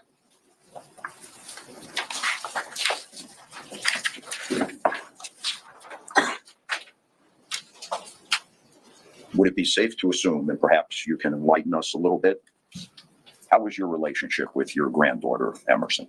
Oh, very good. Yes, Okay. we're very close. And would you try to spend time with her? Yes. Would that include you taking her somewhere on a regular type basis? Yeah. Would that be to the park? Yes. And tell the ladies and gentlemen of the jury, Ms. Byers, how often you engaged in that practice of you and Emerson going to the park? Usually several times a week. And we'd go after it cooled down because the park is not a very good, tree coverage. So it was very hot. That was the only comfortable time to go. So we think trying to avoid the heat or minimize it, it'd be later in the afternoon. Yeah, it was brutal out there otherwise. Yeah. Florida, Almost as bad as it is now. Right, exactly. How far away was the park? It's a short walk. I mean, we'd always walk over there. So I don't know, take us maybe 5 minutes to get there. Okay. So. And on this particular day, I think you told Miss O'Donnell, if I'm not mistaken, you were actually in the process of going with Emerson to the park when Doug arrived? Yes, we're walking down the driveway. I had her in the stroller. And on this particular occasion, there was nothing unusual about you going to the park, just like you did regularly? Yes.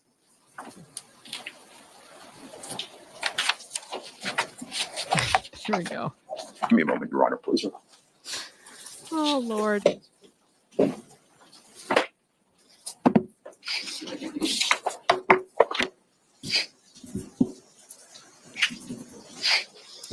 Thank you, Sarah. Thank you, Ms. Can you redirect? No. Oh, hold on, don't get up yet. No, can this witness be released? Yes.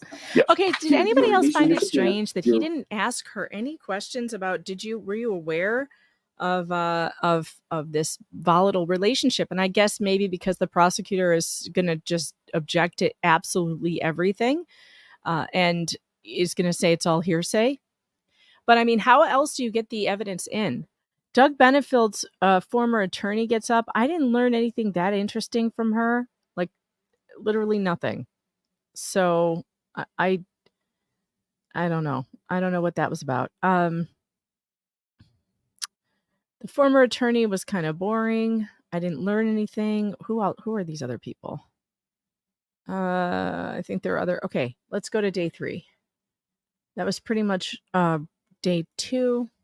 I mean, there are other people, but what I'm saying is it was nothing earth shattering. Okay. There was no information given out that I'm like, oh yeah, she totally did it. So far.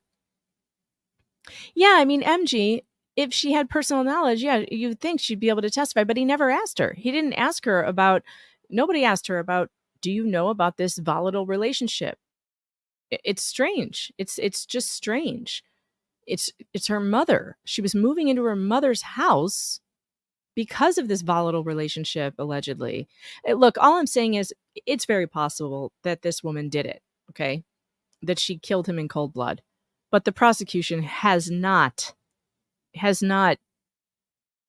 convinced me of it at all, and their case is done already. Let's go over some text messages. And I was like falling asleep when I watched this the first time. So here's the prosecution she's got Sergeant Brian Keeles or Queels or I don't know, reading text messages between Ashley and Doug. And then So the walking around back is approximately what time? 3 o'clock in the afternoon, And then 3:21, the next message is approximately what time? 9 o'clock at night. And that message is? Good night. And she responds at 9:22 with good night and looks like a sleeping emoji. And the next communication? The next would be an incoming message from Doug to Ashley. Appears to be an attachment of some type of JPEG image. And you don't have to read this, but what is it? Just another Bible verse.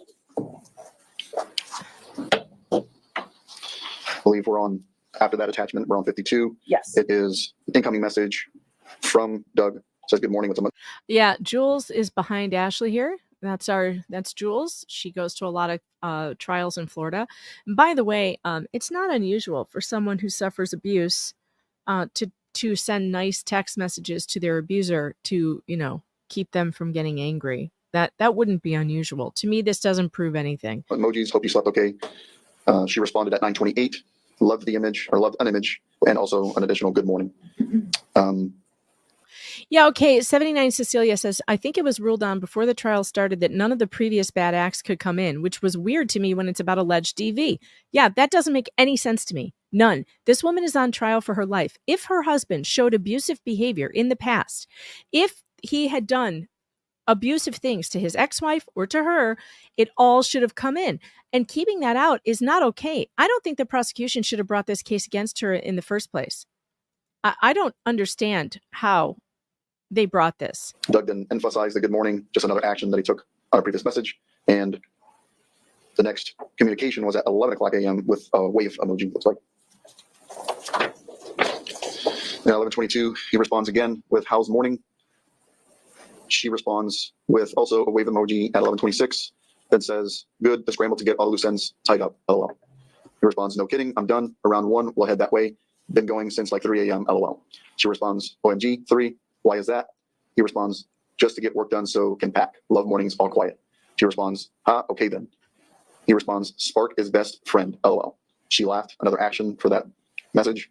And another response from Doug, finished up here, yay, headed that way. And what time was that? That was at 1 o'clock in the afternoon, 1:17. Okay. And then after that? At 1:19, she says, oh, take your time, no rush in, not in a rush today. And at 1:20, a response, LOL, with emoji, think we all are getting pooped from the efforts. She responds with liked a previous message and it just repeats. I don't know why they're doing this. It's like this totally irrelevant conversation where it's just niceties between husband and wife, or wife and soon to be ex-husband. And I don't think it's unusual or weird to be nice to your spouse if you're afraid of them. Ashley responds with an action for those previous messages, which just repeats, and then writes, oh yay, we should do Selby today. He responds, oh yes, with multiple M's and yum. She responds with a few emojis. He emphasized the emojis and then adds, Stephanie just sent Faith joint dismissal of everything except injunction, which Faith has to do, just one pager, and also responds, what time thinking Selby? Ashley Christina responds with the action of liking it, and then says, maybe 1:30ish, I'll text you when we're headed that way with a thumbs up. He responds, or Doug responds, okay, I can come pick you up too. Then adds more time with my baby. Then adds mediation tomorrow by Zoom, 10:30, and be quick. Ashley responds with the action of liking that. Then added, sorry, just looking at my phone. You don't need to drive all the app back to LWR to get us if you are already downtown. But if you want to, that's fine. Just let me know either way. Doug responds, I'm at apartment. Adds, so pretty, enjoying pool area, finally to work, LOL. The next message is an attachment with no body. From Doug. That is from Doug to Ashley Christina. And I'll pull up the attachment. I don't know why I just closed that. Let me open it again. And what number were we on? 132, that was the attachment. He responded by liking that, and then added set up here if to easier me, for you. none of this And was she responded, relevant "That's okay. I guess at I should all brush my-" to anything. Nothing. Like, it's just, that's probably why I fell asleep, because none of it is relevant. There's no aha, there's no gotcha in there, nothing. There's nothing except just random, where are you, when are you coming, I'll pick you up then, yeah, we can do this or that, it doesn't make any freaking sense. All right, so now we're going to have arguments. They're going to argue about something. Let's see if I remember what this was about.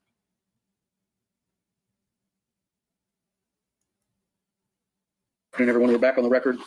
State versus Ashley Benefield. We finished the lunch break, and before we bring Deputy Keyless, or Detective Keyless, back in, we had left off a bench conference with the defendant seeking to admit and then question Detective Keyless on Defendant's Exhibit 3, which I will describe as, and it's been told to me that these are from Ashley Benefield's phone, and the printout is from Cellbrite, which the detective testified is one of the software packages that they use to extract and organize data and then put it in a readable format. I will note that in looking closer at Defendant's Exhibit 3, the report, the Cellbrite report, has a start time of August 29th, 2016, and a last activity of April 19th, 2017, and lists 319 attachments. However, Defendant's Exhibit 3 only encompasses August 29th, 2016 through December 3rd, 2016, and the page numbers are not sequential. That is, it's page numbers 1, 786, 222, I'm sorry, 222, 2,222, 2,224, 2,233, 2,237, 2,240, 2,263, 2,264, and 2,266, although I'm assuming that's just because that's the relevant portions that the defense wants to get into. Certainly, State, I'm sure you have these as well, and may. Well, I guess one of the issues, Judge, is that we aren't being shown anything from the defense until Mr. Taylor's at the podium, and we have to ask. So I don't know what they're using because they've never filed a discovery in this case. The only thing they filed is a defense exhibit list, which had the 391 things on it. I have something called WhatsApp AV texts, but they're not all the same. They're some of the same. And so I don't know what's in that exhibit because we've never seen it more than a few seconds before we had to give it over to Your Honor. And I think we're kind of being sandbagged here because this continues to happen. What happened yesterday with Murphy, those items never turned over. Never. You don't want to. Thank you. You've raised a much more fundamental issue.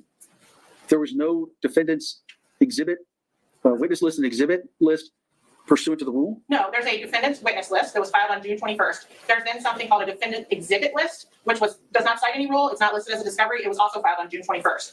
So there's no there's never been a formal discovery filed in the case.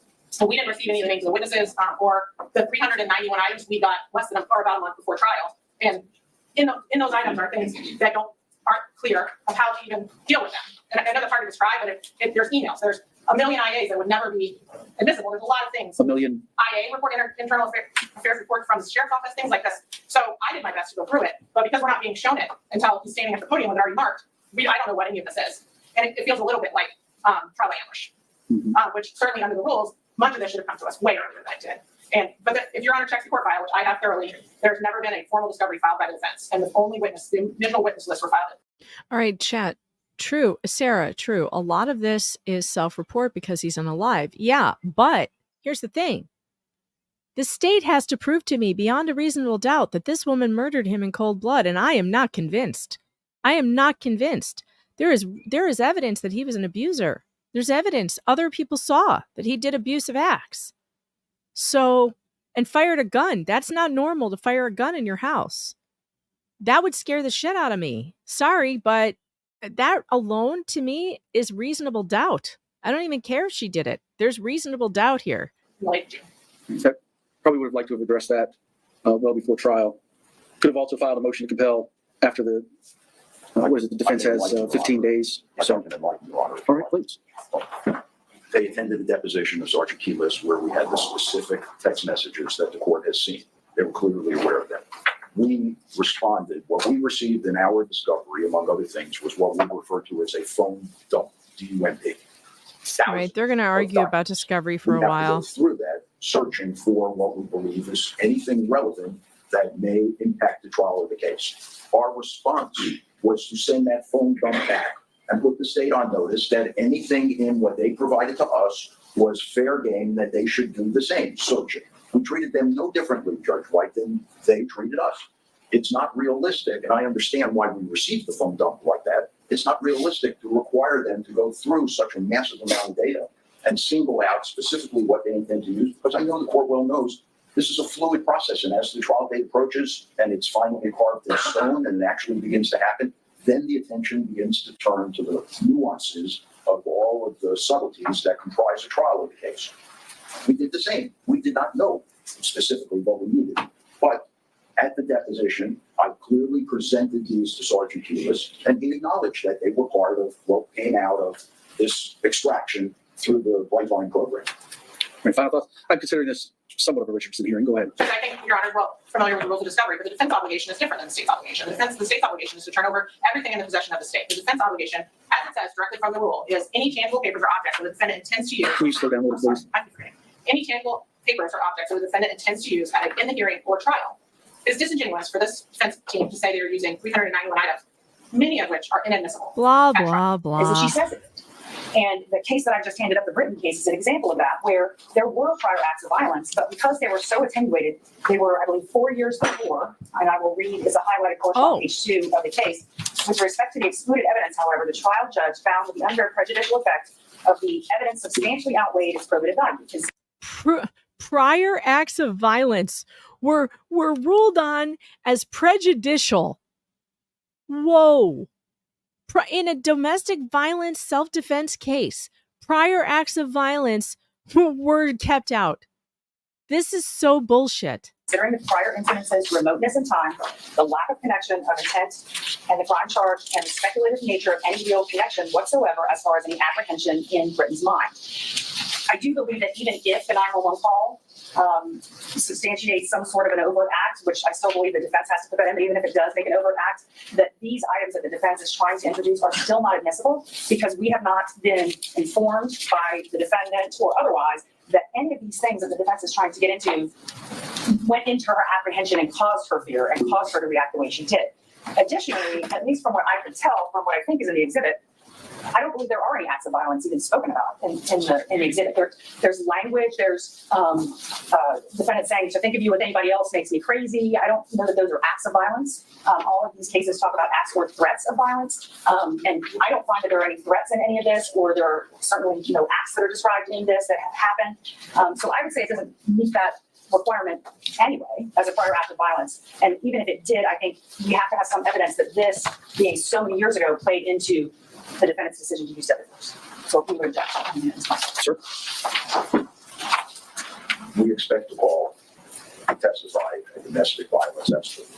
That domestic violence expert is going to educate the jury, that he should educate all of us, about how domestic abuse is cumulative. It builds and it creates this overwhelming anxiety. As the court knows, this entire case revolves around a 4-year relationship. This is the beginning of the insight that Ms. Benefield gains that ultimately and very shortly thereafter leads to her leaving Doug Benefield. And the court may recall, because I shared a letter with the court, that Ms. Benefield left Mr. Benefield when she left him, describing and explaining how she feared for her safety and that of her child being with him, that he was controlling, that he did the following acts, from shooting the gun, punching the dog. The domestic violence expert is going to say all of these stalking things her with remain GPS in an abused person's mind, so that on the day of the incident, September 27, 2020, despite the fact that it was at the end of the 4-year relationship, that is why the reaction of Ms. Benefield was appropriate or was not unreasonable given all of this prior history.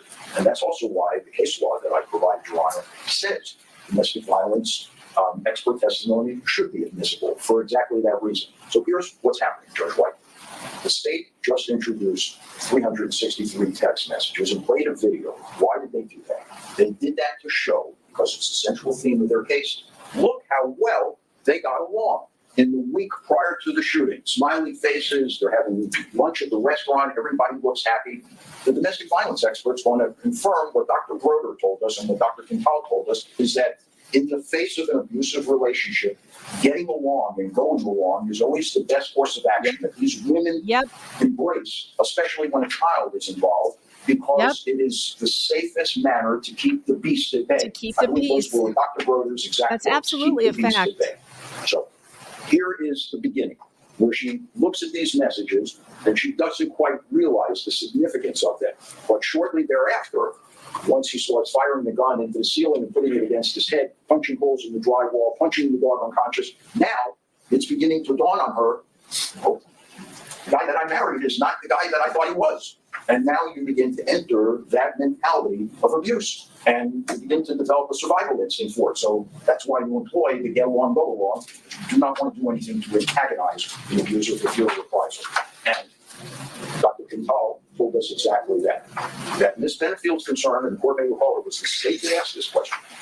Dr. Quintal, was Ashley Benefield concerned about the release of the Broder report? Remember, Judge, I served it up on the head of a pin. The theory of the state is that Ashley Benefield killed her husband because the Broder report was going to be released 3 days later. Question, Dr. Quintal by the state. Was Ms. Benefield concerned about the release of Broder's report? Yes. Why was she concerned? She feared a reprisal from Douglas Benefield when and if he learned what she had to say about it. So this is consistent with that syndrome. I think it should be admissible. I think we've established that in the record, she says she was attacked and she shot him, and she doesn't just say it. The court's ruled it was a spontaneous statement. She's hysterical. Even the cops judge described hates her as him, hysterical. and In you fact, can tell. one said he thought she may have been shot. All right, thank you both very much. Let me clarify. I'm pretty sure the ruling that I made regarding the 911 specifically revolved around Mr. Sant's statements. I found that they weren't excited utterances. I found that they were, some people call them present sense impressions. Some people call them spontaneous statements, and therein lay the order. I recall saying that I had not heard about or argument as to the defendant's. I feel like the judge is thinking about donuts. I remember I said if those were going to be introduced as excited utterances, they would have to be through the witness when he was on the stand. Here nor there was no objection. You could hear certain statements being made in the background of the 911 call.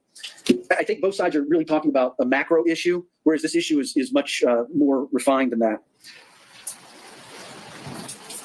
In order to, because I looked as well over lunch to try and find an answer to this particular question, because I think the argument being made by the defense to allow specific incidences of violence or aggression by the victim is new and novel. I think it's fairly unique in arguing that that occurred during the state's case in chief. And I'll start my analysis because I think this is a unique issue. I don't know if it's an issue of first impression here in the state of Florida, but I can say I didn't find a case on it, and neither side has presented a case to answer this question. And so I start my thought process by saying that self-defense is an affirmative defense. So generally speaking, the state must prove its allegations beyond a reasonable doubt. If the defense then wants to assert an affirmative defense, the burden shifts to the defendant to prove, using competent and substantial evidence, that is admissible evidence, by a preponderance of that competent and substantial evidence, that she acted in self-defense or acted under duress or necessity or whatever affirmative defense is being asserted. Then the burden shifts back to the state to disprove self-defense beyond a reasonable doubt. And as has been noted by both sides and the court as well throughout, that the case law, and I also start with Smith, which I quoted in a prior order. I don't know what that was.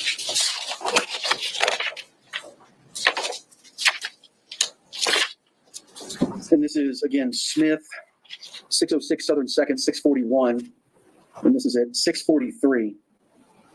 Before a defendant may offer either type of character evidence, which is specific act, of course, we know that the defendant has to have knowledge of that, or the reputation, which the defendant doesn't have to have knowledge of. And again, I'm reading from Smith at 643. Before a defendant may offer either type of character evidence, he or she must lay a proper predicate demonstrating some overt act by the victim at or about the time of the incident, which reasonably indicated to the defendant a need for action in self-defense. And then we get into if the defendant lays that predicate and there's the slightest evidence of an overt act by the victim, which may be reasonably regarded as placing the defendant in imminent danger, all doubts as to the admission of self-defense evidence must be resolved in favor of the accused. There's also Warren that we have been discussing, 577 Southern 2nd, 682. And in that situation, the evidence was kept out and the trial court was reversed on that. There, the defendant sought to introduce evidence that Taylor, the victim, was a cocaine user whose habit had grown progressively over time. The defendant proffered, so the defendant testified that when the victim was unable to obtain cocaine, he became violent and argumentative, picked fights. The defendant also testified in that proffer that the victim appeared to be in the throes of cocaine withdrawal and that he was afraid of her. And the proffered testimony was excluded. And I use that as an example, again, to show my line of thinking that, yes, the homicide defendant can get into these things, but there must be that burden shifting and the defendant presenting evidence affirmatively, competent substantial evidence to prove by preponderance that she was lawfully justified in using force likely to cause death or great bodily harm or not likely to do so. Finally, there was one other case in Hedges, which is another case I think we've talked about, is 667 Southern 2nd, 420. And this is at 422 and 423. It's first DCA 1996. And it talks about the exceptions to character evidence not being admissible, where evidence of the victim's reputation for violence or specific acts of violence are admissible when the defendant knew of the victim's violent acts or of his violent reputation at the time of the alleged offense. This case is from 96. I think there's other case law now that establishes the defendant doesn't have to know about the reputation for violence, but here and there. That evidence of prior specific acts of violence by the victim is admissible if it is relevant, because it is relevant to reveal the reasonableness of the defendant's apprehension at the time of the incident. However, even Hedges says, before the defendant may offer this type of character evidence, a proper predicate must be laid by evidence of some overt act on the victim's part at or about the time reasonably indicated a need. So the reason I wanted time over lunch to try and find some cases, if they had, if there was any cases that had said that predicate can be laid during the state's case in chief, and I was not able to find it, and I looked at Henry, I was reading Henry that the defense produced, to see if it explained factually how the information came in regarding the hand in the pocket, and it doesn't say. It just says that the trial judge excluded evidence.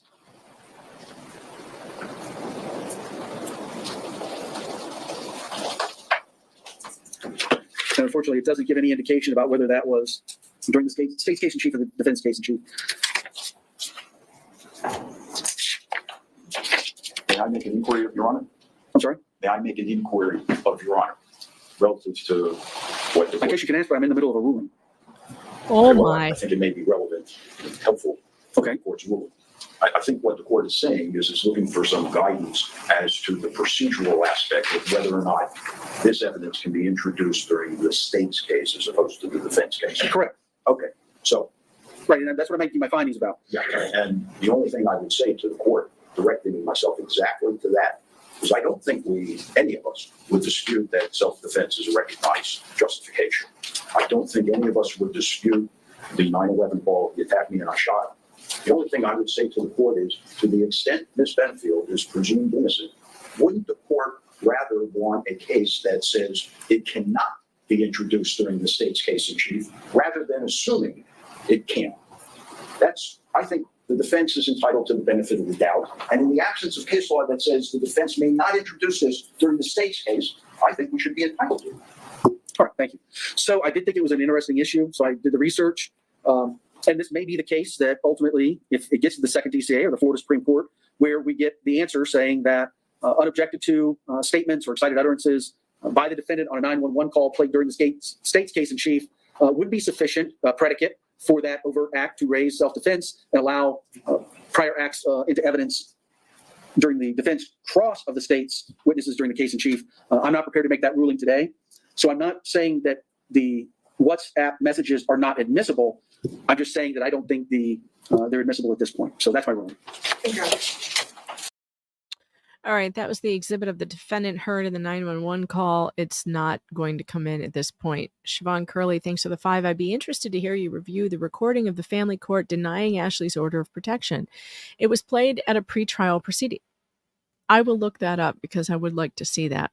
Julie, and by the way, family court often gets things wrong. So, Julio, thanks for the 10. Judge Hot Pockets, Judge Gaffigan. He does look like Jim Gaffigan. Oh my God. Just Judge, for the future, if in fact these WhatsApp messages do come in another way, we would also be asking for the rule of completeness of the rest of what we see out the iPad. Well, that's why I mentioned earlier, because you certainly. I don't want to hear her anymore. She bothers me. So let's move ahead. Let's go to. Hold on. All right, let's go to day 4. There wasn't all that much on the rest of day 3. Obviously, if you guys want to see day 3 in its entirety, it's of course up there for you to view on Core TV or whatever. Day 4 is coming up. And Ashley Benefield takes the stand. But she starts back here. And this would be after the state's case is closed. And I'm telling you, there's just like nothing to learn. We have attorney plastic surgery Barbie, who is the defendant's former family attorney. I don't remember anything great being alluded to there or coming out of that. But Ashley on the stand is pretty interesting. I'm going to let this play while I take a quick bathroom break.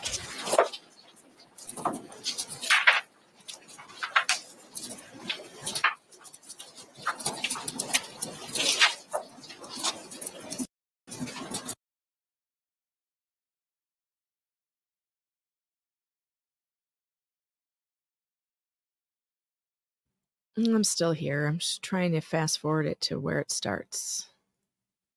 Come on. I'm on my third cup of coffee. Oh, come on.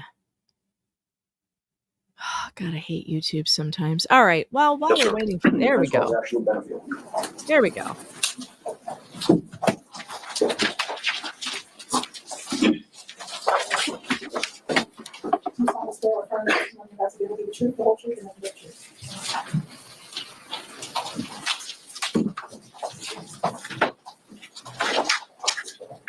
Good morning, Ms. Benefield.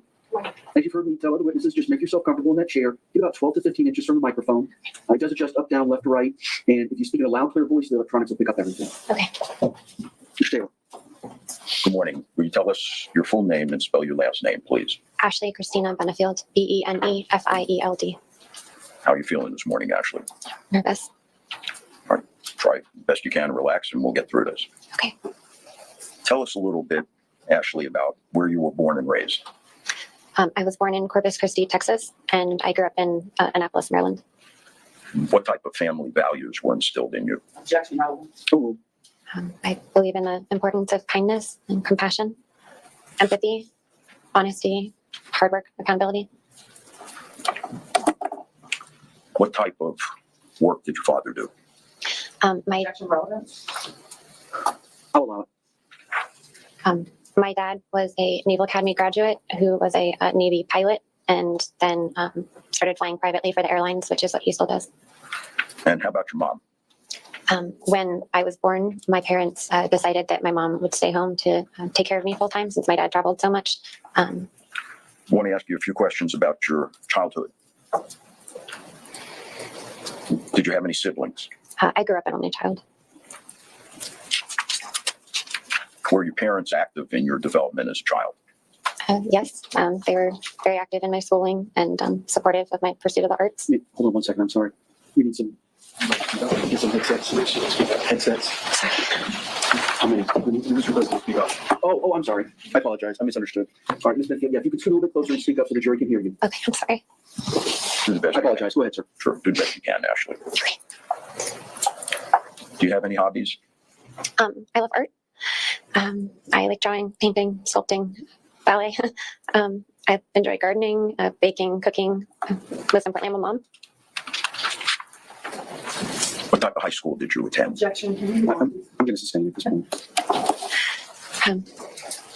Okay, now a bunch of people are criticizing her for crying without tears, and that is definitely something we look for on the stand, like when we think people are acting. And it doesn't look like she has any tears when she starts crying, and she's sniffing a whole lot, but I don't hear anything inside. And so that is odd. It's odd. And she could be lying, but I'm telling you, the state just has not convinced me. And then the prosecutor gets up and does something that I can't even believe to this day. I can't believe she did. And I think she lost the case. If I was on the jury, she lost the case right there. She makes her reenact the shooting. And she makes this woman so sympathetic to the jury that, I mean, you're just feeling so much secondhand embarrassment for her that she's forced to do this. And she's like shaking and crying the whole time. And the prosecutor is just being cold and bitchy and awful while this woman is reenacting the day she shot her husband. Yikes. Guys, it's bad. I'm trying to establish her ballet, Your Honor. All right. If it's related to something specific. All right, let's move on from this. It was when you met. He was very That's confident quite in the who he was, stare on that kid. Holy crap. passionate about what he was doing for work. He reached in the garage into the U-Haul truck. And were there any discussions between the two of you about the order that these things should be placed in the back of the truck? Yes, we had discussed that my things would be going in last, right at the front, so they would be easy to get out first. At one point, he had me help him load one of the larger pieces into the back of the U-Haul truck. And when I was up in the truck with him, I realized that everything had been all like mixed together and it was no longer separated. And I pointed that out to him, and he got really offended and upset. He said, "It shouldn't be your stuff, my stuff, your house, my house." Was there a particular demand he made at that time? He said I needed to start acting like a wife. Tell us at that point how you chose to deal with him. I tried to change the subject. I could see how upset he was getting. So I wanted to kind of alleviate that. And how was Doug reacting to your efforts to do that? He was getting more upset and aggressive and threatening. Do you attempt to avoid confrontation with him? Yes. What do you do? I was trying to get him to leave. I kept suggesting that maybe we should be done. I was saying I was tired. We should just wrap it up for the day. And what was Doug's reaction to that effort? He heard me, but he completely disregarded what I was saying. Ashley, would you tell us if there came a time shortly thereafter where there was physical contact between the two of you? Yes. Tell us about it. We were in the living room, and as he came up to me, instead of walking past me, he walked like right into me, like a body check. He like thumped me. His shoulder to your shoulder? Yes. And describe for us, if you can, the force of the bump. It caught me off guard. I almost fell. I like stumbled. How was he acting at that point? He was clearly hostile. He was mumbling under his breath and was glaring at me. What was your concern? I could see that it was escalating, and I didn't want him to blow up at me. Was there a second instance of physical contact? Yes. Tell us about that, please. We were in the garage, and it was very much like the living room. I just suggested strongly that I wanted to be done for the day, and he, as he came up to me, he walked right into me. Again, body checked me. Finally, was there a third instance of contact? Yes. See, now after the first time, I would have left. I don't think I would have waited for the third time, but she didn't, and this is what happened. What happened? We were in the hallway, and we were coming opposite directions towards each other, and he had a box. And as he walked up to me, he looked me in the eye, and he drove the corner of the box up into me. Where? My side. Indicating on your right side? Yes, sir. In the hip area? Yes, sir. What was the result of that? Scratching. It burned. Mr.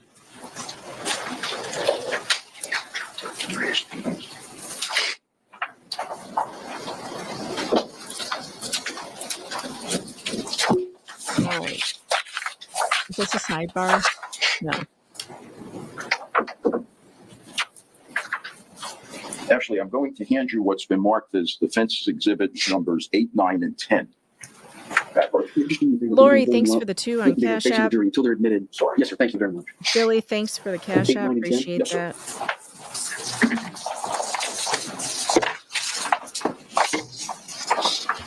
Will you tell us what exhibit 8 represents, Ashley? It's a scratch right here. And was that scratch caused by the cardboard box that you just related? Yes, sir. When was that photograph taken? The night of September 27th, 2020 at the sheriff's office. Okay, and how about exhibit number 9? Also scratches on my side. From the same incident? Yes, sir. Also taken that evening at the sheriff's office? Yes, sir. Okay, and exhibit 10? The same scratches as in 9. They're just, it's a close-up. Do these photographs actually truly and accurately reflect the scratches and bruises you received on late that afternoon on September 27, 2020? Yes. Do they accurately reflect how the scratches looked when they were fresh? Yes. Thank you. I move respectfully, Your Honor, defense exhibits 8, 9, and 10 into evidence. Any objection? No. They'll be received. What was your response, Ashley, after being struck by the cardboard box? I apologized. Why would you have apologized? Because I could see how upset he was, and I didn't want him to get more mad at me. Where does Doug go after that incident? He continued to the garage with the box. And what happens at that point? We started getting into a back and forth about being done for the day and what still needed to be packed and that I wanted to be done. And we ended up in our daughter's bedroom, and he started screaming at me. He said, "Shut the fuck up." He started calling me names. And he said, "I can see what you're doing. You're trying to get me to leave." He said, "I don't have to leave. I can stay and spend the night if I want to because I'm your husband."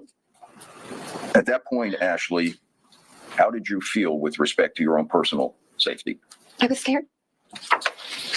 Did you take any steps to try to avoid anything further? Yes, I ran to try to leave that. Can cardboard scratch you? Absolutely. Have you never had a cut from cardboard? That shit sucks. A cardboard cut is far worse than a paper cut, by the way. And yeah, a corner of a cardboard box that's full of something can absolutely scratch you, can cut you. Absolutely. House. And where did you run to? To the front door. Did you make it? No. Tell us It wasn't what an happened. empty box. He stopped me. He grabbed me And even if it was an empty box, it can absolutely cut your skin. by the hand and he yanked me back.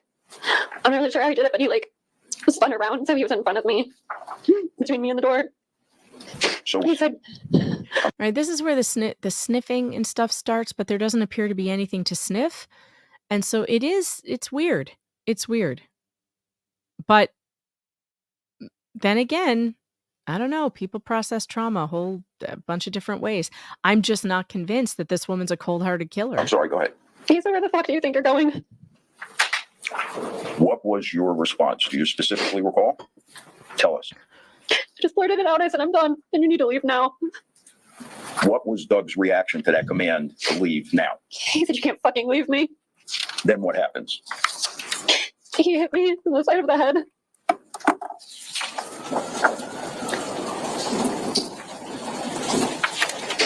Ashley, I'm going to ask you what's been marked as defendant's exhibit number 7. Tell us what that represents. It's a picture of my face. Is it an accurate picture of what your face looked like on that night? Yes, sir. Who took that photograph? I don't remember her name. She was at the sheriff's office. At the sheriff's office? Okay. Now, what is it about that photograph that shows or reflects the slap or the hit that you got to the side of your head on that day by Doug? That side of my face is swollen and puffy and discolored around my eye. And is your eyelid drooping? Yes. On the side where you were hit? Yes. Your Honor, I move defense exhibit number 7 into evidence. And by the way, the photographs are more believable than Amber Heard's. That's received. Her eye does look kind of weird in it. What was different at that moment, Ashley, than at any time in your prior relationship with Doug? All right, chat says Recovery Addict has this on Zoom and said that he saw tears. Not sure if it was on the Zoom feed or on his feed, though. Okay, maybe. I looked for him throughout this whole thing, and I never saw any wetness on her face, which, maybe the camera just didn't pick it up. He never actually hit me before. What did you do? I ran Where? to my room. Why? Because I was scared. All right, Jules, who's in the courtroom, stated there were tears. So that's different. That's good that if she was there. So maybe if she saw it, I believe her. Did you have anything in your room that could protect you? Yeah, her whole body is shaking. That's true. That is happening.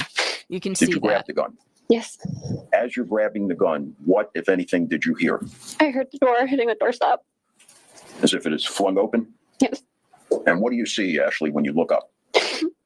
Doug was standing in the doorway. His face was red. Like the veins were bulging in his neck. The way he was looking at me, he didn't even look like Doug. His eyes were black.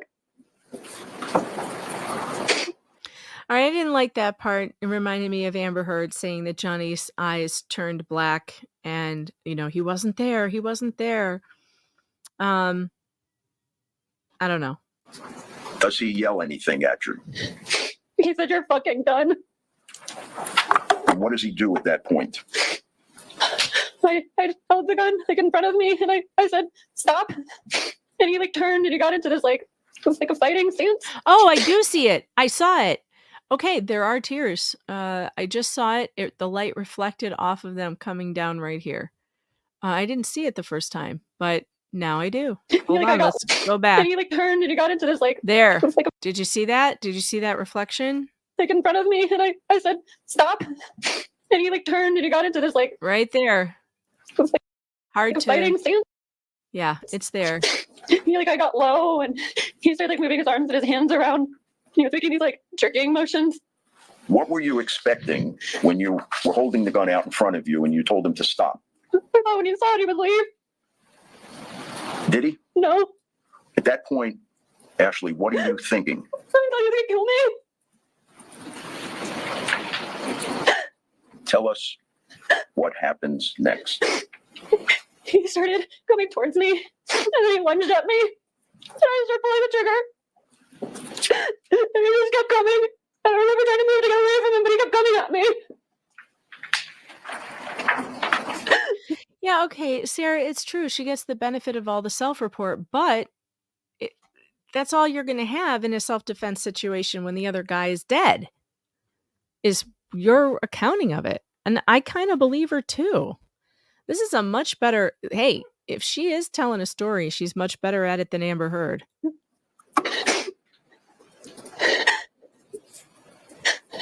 Ashley, would you tell us why, if you're holding the loaded... I'm sorry, too. The only thing I need to know is that this guy has prior bad acts of domestic violence. That's enough for me to know that she was in fear for her life and she had a right to defend herself with deadly force, period. So I don't know why this is even a case. With the prior bad acts of domestic violence, this should never have come forward. She should have been able to get her stand your ground, and the court ruled against her on the stand your ground. And whether or not she's lying doesn't matter. The state has not proven to me she did this with, intent. We know she did it, but the state has not proven to me that this is murder of any kind. Firearm. You were attempting to move away. I was trying to get away from him. I was terrified. Yes, Sarah, against someone unarmed. A woman against a man, and a gun is the only thing that makes you equal. It's the great equalizer for a reason. A man can beat you to death. So if she's worried she's going to get beaten to death, yeah, she can shoot. What is she supposed to do? Is she supposed to wait until he's caving her face in on the floor and then try to grab the gun and shoot him then? I don't think that's how stand your ground works. And I realize that they denied her that, but I think they made a mistake. Yeah, there's a huge disparity of force between a man and a woman. She's a small woman. He wasn't all that big, but he's a man. And he was in good shape. And he already, according to her, hit her. So she already got hit in the head. So with prior bad acts of domestic violence, the bruise on her face, scratches on her, which are all photographed, I'm going with the state does not have the evidence to, beyond a reasonable doubt, show me that she murdered this man in cold blood. All right, so you're firing. He keeps advancing. What happens next? It was like his feet slipped out from under him and his legs went up in the air. When Doug hits the floor, what's your immediate reaction? I ran to get help.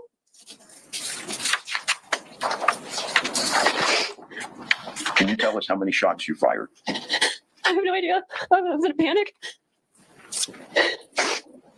Do you remember anything about the shooting beyond what you've told us here? It was a blur. Where did you run for help, Ashley? To my neighbor's house. What's your neighbor's name? John Sant. Ashley, I have to ask you a couple of very difficult questions. You okay? Yeah, sorry. Ashley, tell the ladies and gentlemen of the jury why you shot Doug.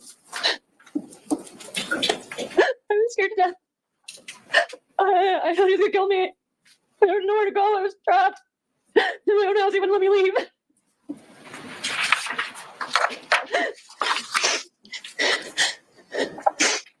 As you sit here today, Ashley, how do you feel about what happened? Horrible. He's the father of my child. Somebody you have to explain it all to her. Judge, I wonder, could we have a minute? Maybe a brief recess, let have her compose herself. All right, this is the jury. If you can step out for a couple of minutes, we'll bring you right back. Just leave your notes where they are. You put them face down. Please don't begin your deliberations. This part kind of bothered me too. too. Don't do any research on the people, places. Because she sits back down. He won't let her leave the stand. And she's heavy breathing into the microphone. And this goes on for an incredibly long period of time. And I don't know how long it takes to compose yourself after being hysterical, but... Can you take a moment to compose yourself? Yeah, would it be all right if she stepped out? No, sir. Why are we involving a neighbor? Well, I think If I were in the with no same conversation. As long as you don't say anything. Yeah. if I were in this situation and I just shot my husband, I might want to get the hell out of the house. Worried that, this, if he might get up. So I think it's reasonable to run to a neighbor's house to call 911. Okay. Yeah, I'm sorry. Ma'am, there's Kleenexes here next to you. Okay, thank you.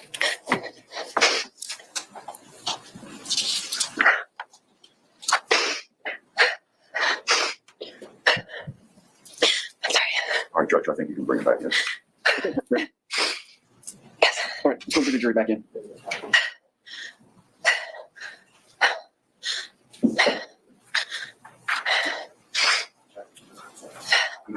Yes, sir. We might have stepped into the facility, so we'll wait a minute.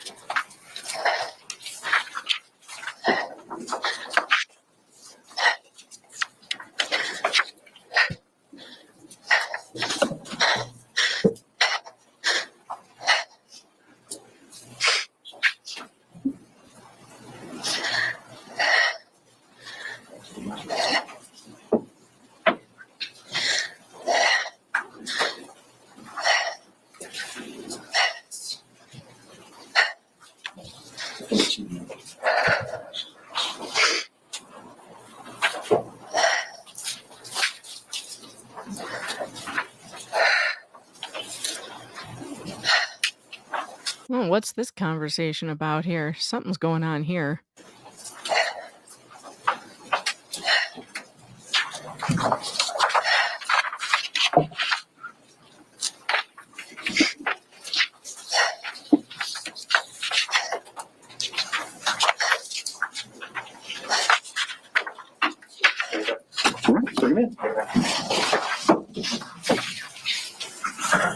All right, moving on.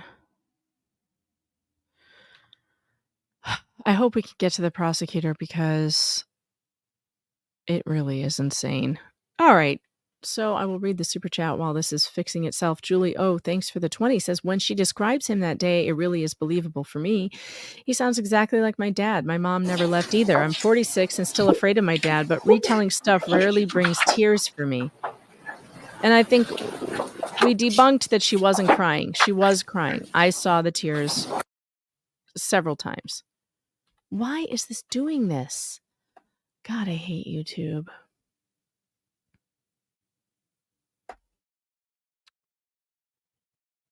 Why does it keep doing this?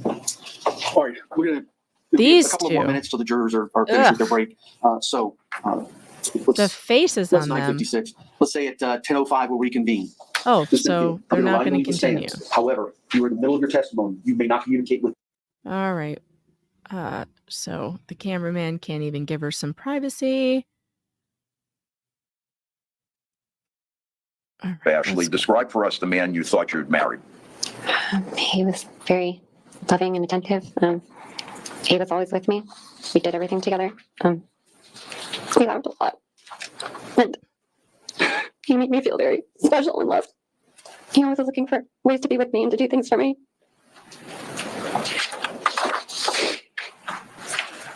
Was there a short time after that you were separated? Oh, yes, sir. And what was the reason? Before I had met him, I had planned a trip. And so I went on my trip. It was a cruise with my mom and one of my girlfriends. Were you able to communicate with Doug while you were on the cruise? Yes, sir. How? We mostly messaged each other. I'm going to pass to you what's been marked as defendant's exhibit number 3, I believe, for identification.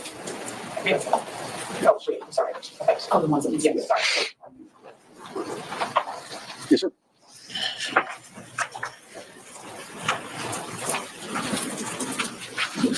I'll take a minute and go through those, and I'm going to ask you about them. Okay.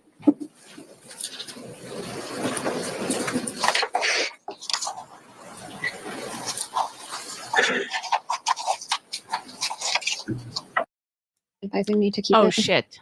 Whoops. 4 days after we met that he told me he loved me.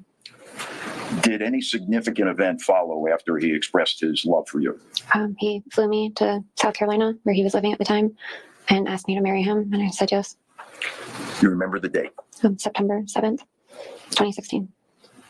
How old was he at the time on September 7th, 2016? 54, And how old were you? 24. When you finally moved in together, what was it like? It was challenging. Doug hadn't told his daughter Eva that we had gotten married, and so when she found out, she was really upset. Just understandable. Her mom had suddenly passed 8 or 9 months before, and I was a complete stranger to her, and I'm moving into her house. At that point in your relationship, Ashley, describe for us the man you thought you'd married. He was very loving and attentive. He was always with me. We did everything together. We laughed a lot. And he made me feel very special and loved. He always was looking for ways to be with me and to do things for me.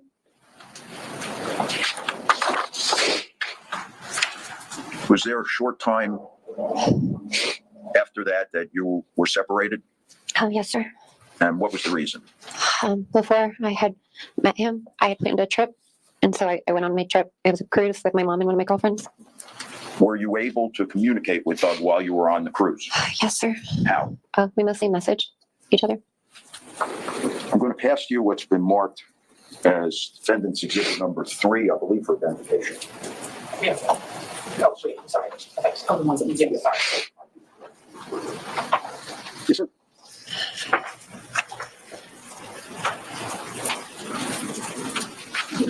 I'll take a minute and go through those, and I'm going to ask you about them. Okay.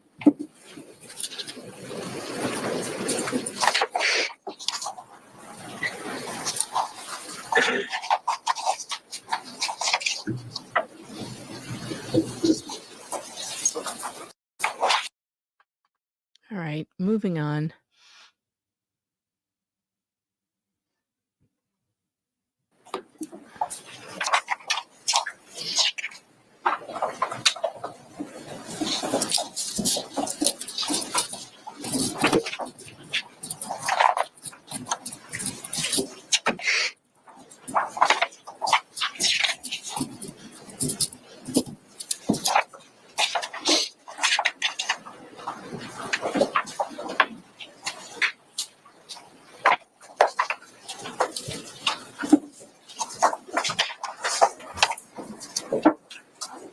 Are those text messages actually a true and accurate copy of the messages you received from Doug Benefield while you were on the cruise? Yes.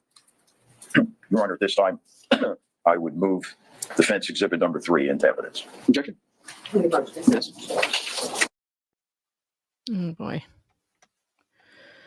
And now we have to fast forward, which is going to be a problem because YouTube is acting weird. What's actually working? Number 3. Any additional objections?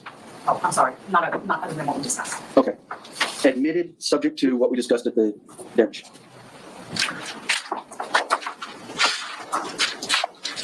Ashley, in this exhibit number 3, who's represented in blue and who's represented in green? I take a look again. I'm blue and Doug is green. You're blue and white. Yes, sir. Okay, so I want to ask you what you thought and how you felt after this series of text messages where he said the following to you. And I'll go through them and you can respond. Okay. Like always being armed.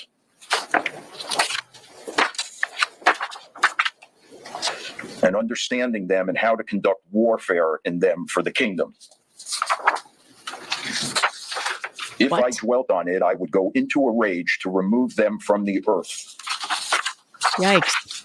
I desire to exterminate them, and holding back is a challenge. What the hell is he They are talking rats about? that should be removed. Last night, just the jerks arguing near you about put me in sheer murderous mood, but I was stuck. I couldn't defend you. But could have been a fight, etc. Only you being with me will over time remove the images in my head.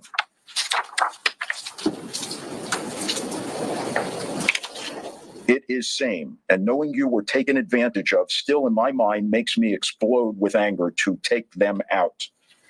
God made you for me. You haven't seen the warrior Sounds like a side psycho. and never want to. We went from joy and passion to now I'm in a testosterone rage inside. That doesn't sound good. But kill the bad people. How long had you been married when you received these texts from Doug? I believe it was about a month or so. Probably thereabouts. Do you recall approximately how long you had been married? Well, we got married in the beginning of September, and this would have been the end of November. Okay. So more than that, I'm sorry. What did you think? Was there anything about those texts that caused you to pause? You know, at the time, I kind of tried to write it off that he was my new husband, and he was just trying to be kind of manly and, you know, be protective, and, you know, was trying to show that he really loved me. I think that was kind of what I Did you think it was flattering? Yeah. Ashley, how long did this facade that you've described of Doug's last? Probably about 3 months. And what signs did you begin to see that he was not who you thought he was? When I got back from the cruise, he started becoming very like controlling and possessive. He started criticizing everything about me, like the way I would wear my hair or did my makeup or the way I dressed. I found myself trying to change everything about me to make him happy. If you had to pinpoint a specific incident, Ashley, early on that stands out to you, what would that be? A friend of his had come to town to visit, and we went out to dinner with him. And when we went to leave, Doug had had all too much to drink, and so I said that I would drive home. And he instantly got really mad at me. He was offended. He started screaming at me, and it continued all the way home. And when we got inside, I told him that he was drunk and he just needed to go to bed. And that really set him off. And he tried to flip over the dining room table. He threw a chair at me. He kept screaming at me until he stopped, and then he apologized. And he said it would never happen again. He said he was really sorry. They always say that. And Ashley, did it happen again? Yes. Explain what happened. We had gone to church one Sunday, and after service, after everyone was leaving, we talked to the pastor in like the lobby area in front. And at one point, Doug stormed off, and by the time I caught up with him, I was in the parking lot, and he started cussing at me, calling me names. And when we got in the truck, he accused me of having a thing for the pastor, and he said I was a slut and a whore, and he screamed at me all the way home. Ashley, was he aggressive and threatening like that in other instances? It started happening more and more with me, with our animals. He would hurt our pets.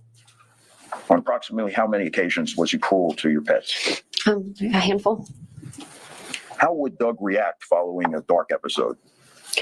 Well, he was either really up or really down. And after, he'd be very sweet and apologetic, and he'd be kind, and things would be good. And it was kind of like a flip of a switch, and something would set him off again. Did you find anything one day, Ashley, that gave you insight into Doug's marriage to his previous wife, Renee? Yes, sir. Tell us what it was. I had been going through and kind of cleaning and organizing, and I was going through a bunch of old devices like phones and iPads, and I found a texting conversation between Doug and Renee, his previous wife.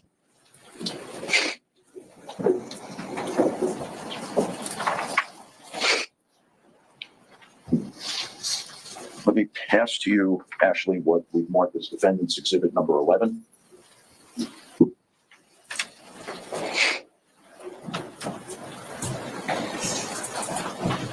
Can you identify that, Ashley? This is the part where I think this case is over. This is part of the texting conversation. This is a text from Ashley Benefield to Doug.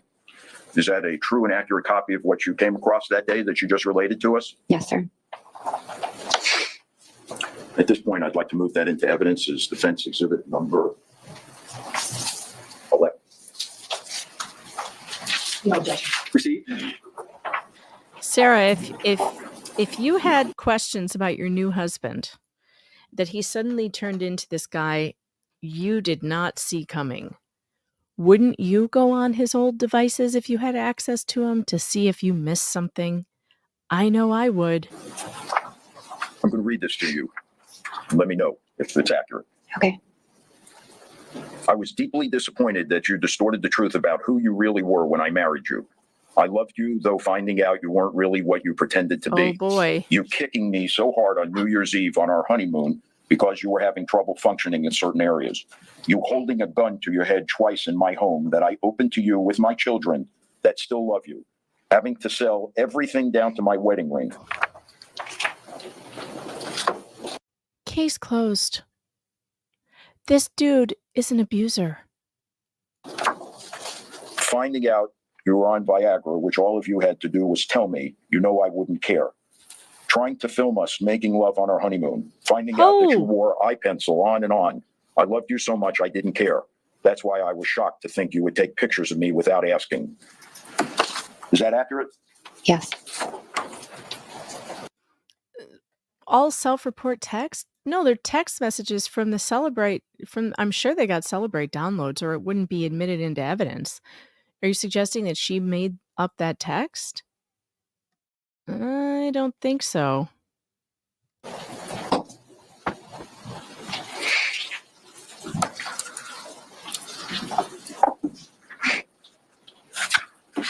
Tell us, Ashley, how Doug would act when he would go off. He would call it a fit of rage. Sometimes it was as simple as him just yelling and screaming at me or cussing at me, calling me names. Other times he would throw things or break things or smash things.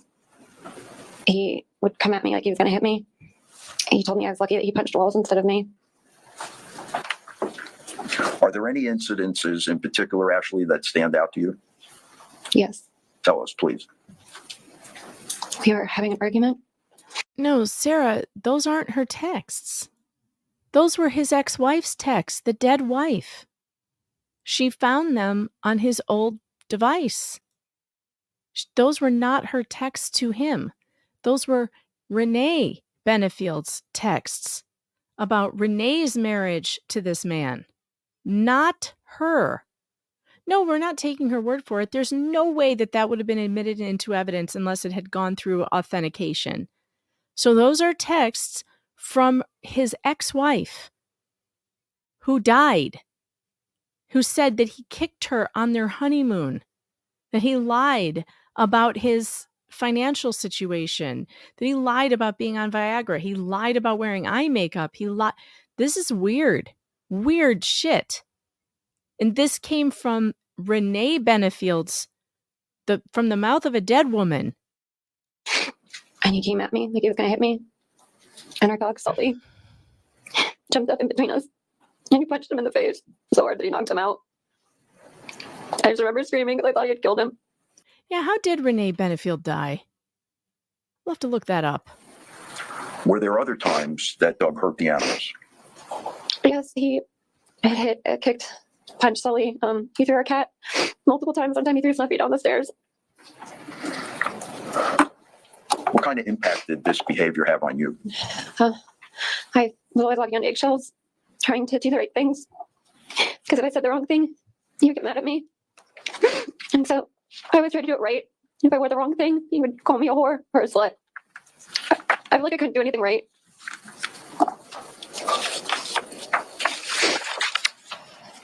Was there an incident, Ashley, in June of 2017 that you vividly recall? Yes. Please explain it. We were having an argument and it started getting really out of hand. He pulled a gun out and he was like waving it around. And then he threw it at me. And it hit the wall behind me, punched a hole in the wall. And I went to run to try to leave. He pulled the gun out and held it to his head. He said that he's going to blow his fucking brains out. And I was going to have to watch him.